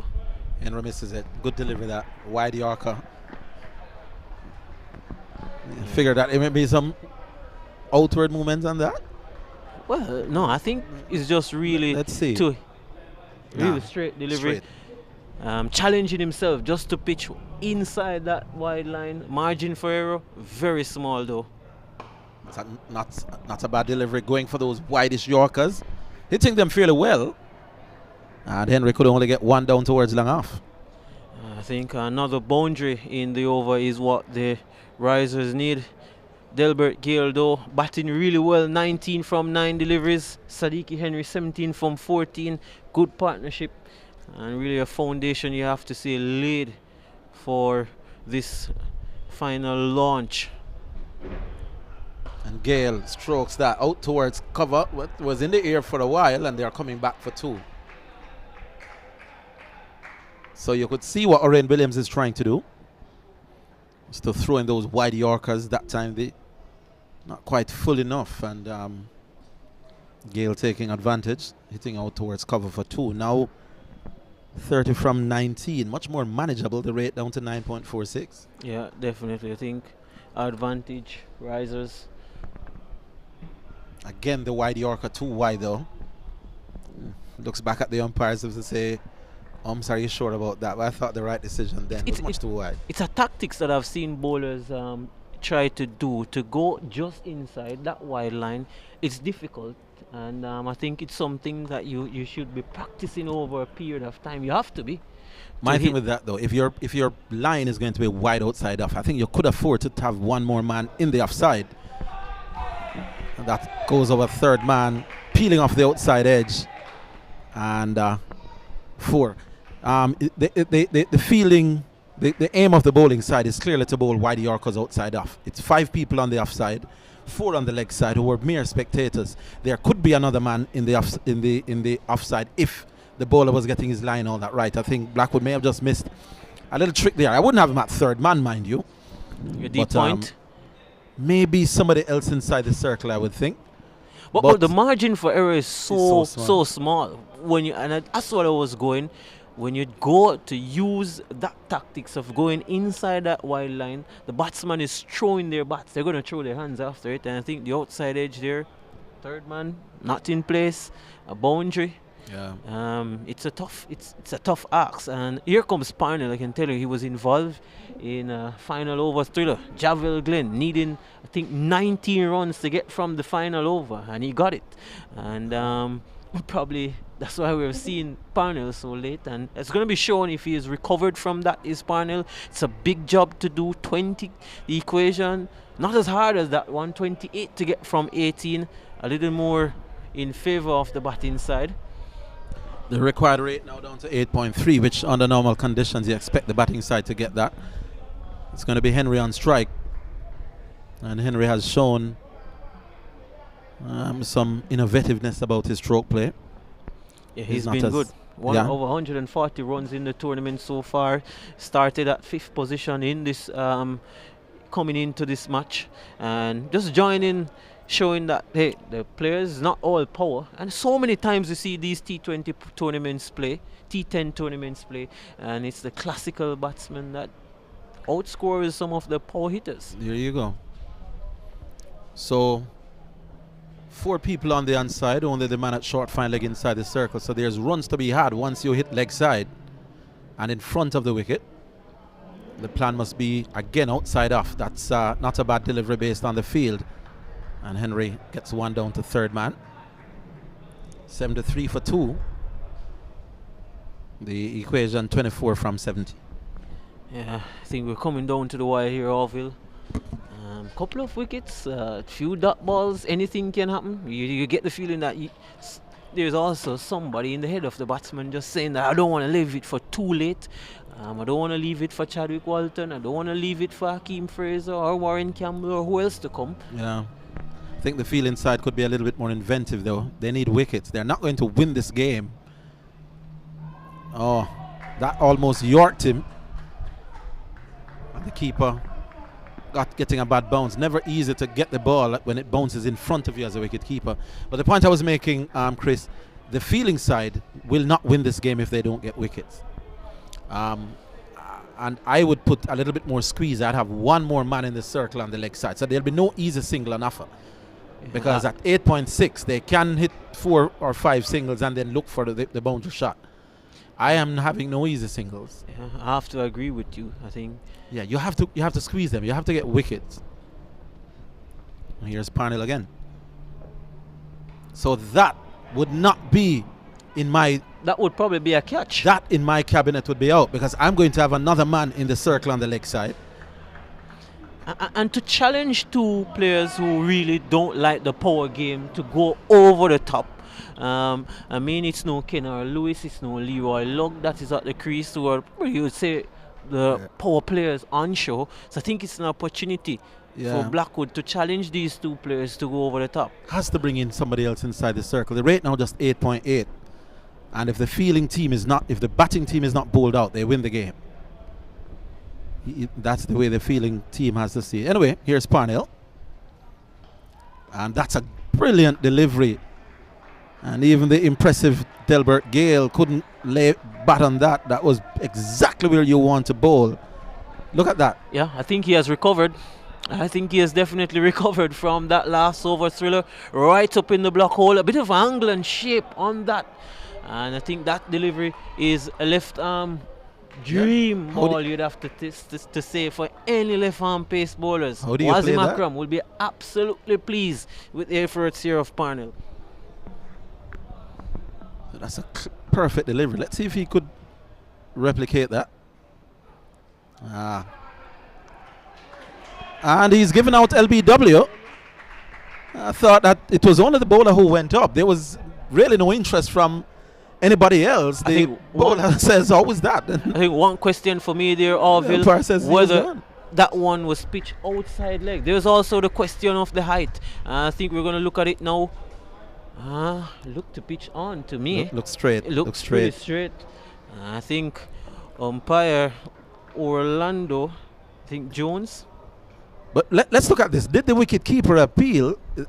He was hit. The wicket keeper was not appealing. The wicket keeper was trying to say to the man at third man, get it. It's usually the wicket keepers who are the most vociferous and wanting to appeal, but only the bowler says, how's that? And he didn't even sound particularly convincing either. It's very, very rare that you see a batsman get hit for something as straight as that, and the wicket keeper was absolutely not interested in appealing. Yeah, he was more caught up. I think Incredible. at this stage you're more caught up in how much runs you can save and not how much wickets you can get. Well, they need wickets. So if I were the keeper, even if it's hitting 6 inches outside off, I'm appealing. I Very think good strange delivery indeed. though. I think the shot was not on. Wicket to wicket. I was of the view that I think my only concern was whether that would have pitched outside the line of the leg stump, and it looks dead straight to me. Look straight. Well, here's your man, Walton, finally making his belated arrival. Well, if you can't do it at the start, you'll have to do it at the end. 22 from 13, so now the game getting a little bit tighter. This over from Parnell has proven to be very, very effective. 1 for 2 from his 5 deliveries. So we have this a game. over- We have a game on. Yes, this over definitely has dragged back the contest to be on more even keel. Panel to Captain Walton. Oh, and you could tell that Walton is not in the greatest of. Oh my goodness, poor fielding. And when the game is on the line like this, you don't want that as a fielder. Wasn't exactly the easiest of things. He had to run around to his right, but should have done better with that, Chris. Yeah, you look at it now. He got there. Should have really looked to stop that one, at least save the boundary. And what was shaping up to be a very good over. It's still a very good over though from Parnell. I think a character building over after what happened to him a couple of days ago. And it was a gift really there in every sense to Chadwick Walton. Full toss, skirted around to that third man boundary and also aided by the fielder. All right, so let's see what happens now. It's the Williams who will bowl. Yeah, Orion Williams. His first over went for 13, so he was bowling some wide Yorkers. Let's see if Captain Blackwood will make some kind of adjustment. It's still 5 men in the offside. 4, well, the square leg now coming inside the circle. So let's see if Orion Williams will persist with that line just outside off. And Henry will take strike. That's in the air. That will go over towards the fine leg. That's 6. And Henry, you almost felt that that was premeditated. He knew the line. He went for the, God knows on earth what they call these shots these days, the lap sweep. Yeah, it was I a lap suppose you could sweep, call it. a beautiful shot outside the off stump. We saw Brendan McCullum in international cricket doing that. Sadiq Henry has shown to me that I can score all around the park. I'm innovative. I'm backing my abilities. And I think that's why he's in the top 5 leading run scorers in the tournament so far. Really good skills there shown.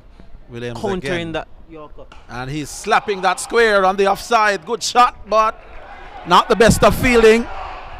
And Henry showing his range from similar line. He was lap sweeping over long leg, and then from a similar line he was slapping square through the offside. So good batting, and the Risers now, you'd think, well and truly on their way to winning this one. Yeah, good shot there. Playing the field, using the angles here is Henry. Stayed deep in his crease. Scores, trying to get that ball on the half volley. That's what, because he's looking for the Yorkers. Is Orion Williams. Oh, that is hit straight. Didn't time it. They're coming back for 2. This could be tight now. The throw was not that great. And it appears that Henry wants to end it in this over. Doesn't want to come back. Will run rate and that kind of thing feature? No. I think that is important. Wickets in hand also, 7 wickets in hand. Yeah. You have that luxury. I think it's been a really good innings from Sadiki Henry in my view. Well controlled innings, 31 from 19, match winning innings, and the Risers getting a glimmer of hope. They're at the bottom of the table. Oh, that's wide, too wide. And game unraveling now for the Kings team, this Risers team. They have not panicked. You have to admire the way they approached. Henry, and before him, Lewin.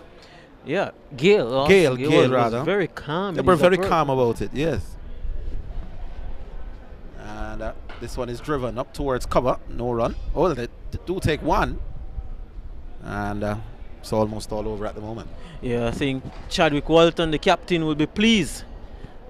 He also was at the top of the order. Now at the back end, he'll now really look to see this home, build his confidence.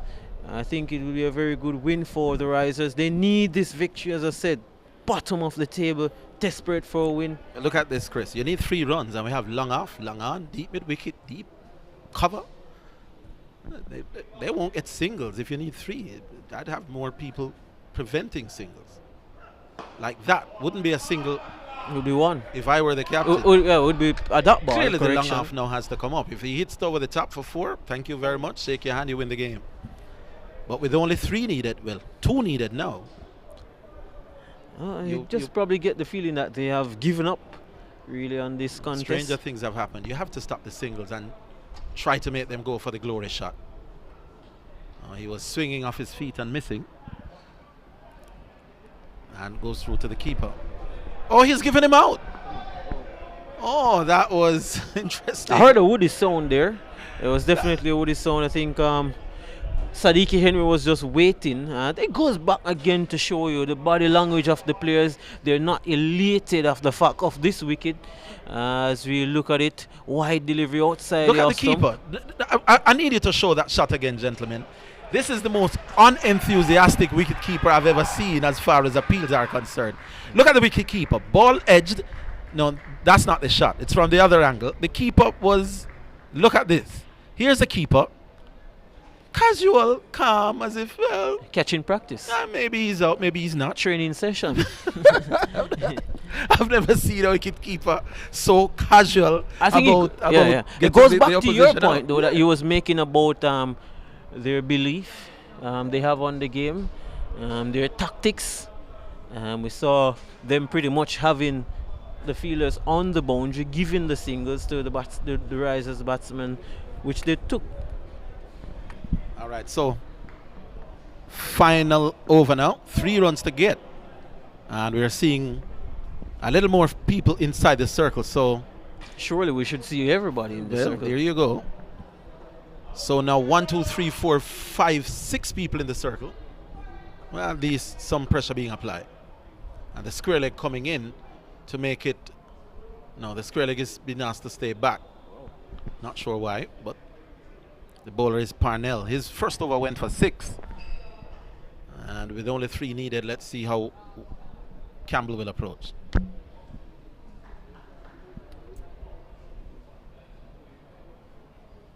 Campbell, I think, is that Walton on strike? Yeah, it's Walton on strike. Oh, that was a good delivery. Now the keeper appeals. Funny, because when it's out, the keeper doesn't appeal. I think and when it's not out, he's appealing. I think I'm looking at deep cover. I'm looking at a fine leg. I'm looking at a third man. I'm looking at a backward square leg, and I'm absolutely shocked because there is absolutely no reason at this point why those fielders should be on the boundary. Interesting. Backward square, fine leg, cover deep with 3 to get. Third man as well.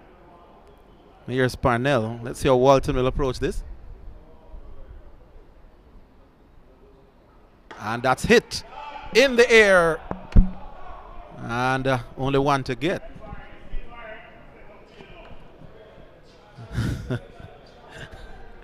Single taken inside the ring. Walton didn't hit that as well as he would have liked. Funny game. Yeah. 2 to get from 4. Surely. The And I think Risers it's- wouldn't foul it up from here. especially with the new batsman Campbell. Is there a No. super over in this tournament? There is a super over, I'm being told by one of the organizers. You never know. A little bit more pressure. Now we're seeing There's absolutely no one short on the leg side no. to stop a single. With 2 to get from 4, I think. Interesting. So 2 from 4, 1 to tie. And it's Parnell to bowl to Campbell. Based on the field, this has to be maybe a foot outside off. Just on a length. They're taking some time about the field placing. They want the man at short third man to be a little bit finer. So 5 people in the circle on the offside. And one of the things with these predictable lines is that the batsman knows what is coming, or what he thinks is coming. And sometimes as a batsman you can set yourself, but we think this should be just on a length, maybe foolish, maybe a foot outside off. That's down the leg side. That's horrible bowling. That's just completely missing the plot. And they get the 2. So that is game, set, match. And the Risers have won it. They achieved the target fairly comfortably in the end with 4 balls to spare. You have to say a second defeat on the trot for the Surrey Kings. A cause for concern for Jermaine Blackwood and his men in this competition. The second time they've been defeated, and I think it was a good polished performance by the Risers. They timed this run chase to perfection. All-rounded performance from them. They bowled really well to restricted the Kings to this 97 runs. But I think they really deserve this, the Risers. They bowl well, they time the run chase well. Sadiqi Henry, Delbert Gale, those 2 players really orchestrated this victory by some good clinical batting in those middle overs. Very, very well deserved victory for the Surrey Risers here by 6 wickets in the Jamaica Dream 11 T10 cricket competition at Sabina Park. Yeah, and they're the players meeting and greeting. Risers are little stutters, which you'll expect in a limited overs game, but I think they would think that they pretty much had it covered all the way through. So that's it for me, and it is left to the man with that famous name, Mr. Chris Gale, to put the cap on things. Yeah, definitely. The Risers, they will remain at the Kings. They will remain at the top of the standings. And as I said, the Risers from bottom of the table, they have crushed the top of the table Surrey Kings here at Sabina Park by 6 wickets. We'll just hang around for a few minutes as we get into that post-match presentation. Of course, probably thinking that one Sadiqi Henry, probably the man of the match. We left that up for the match referee. So join us in about 3 to 5 minutes for that post-match presentation ceremony.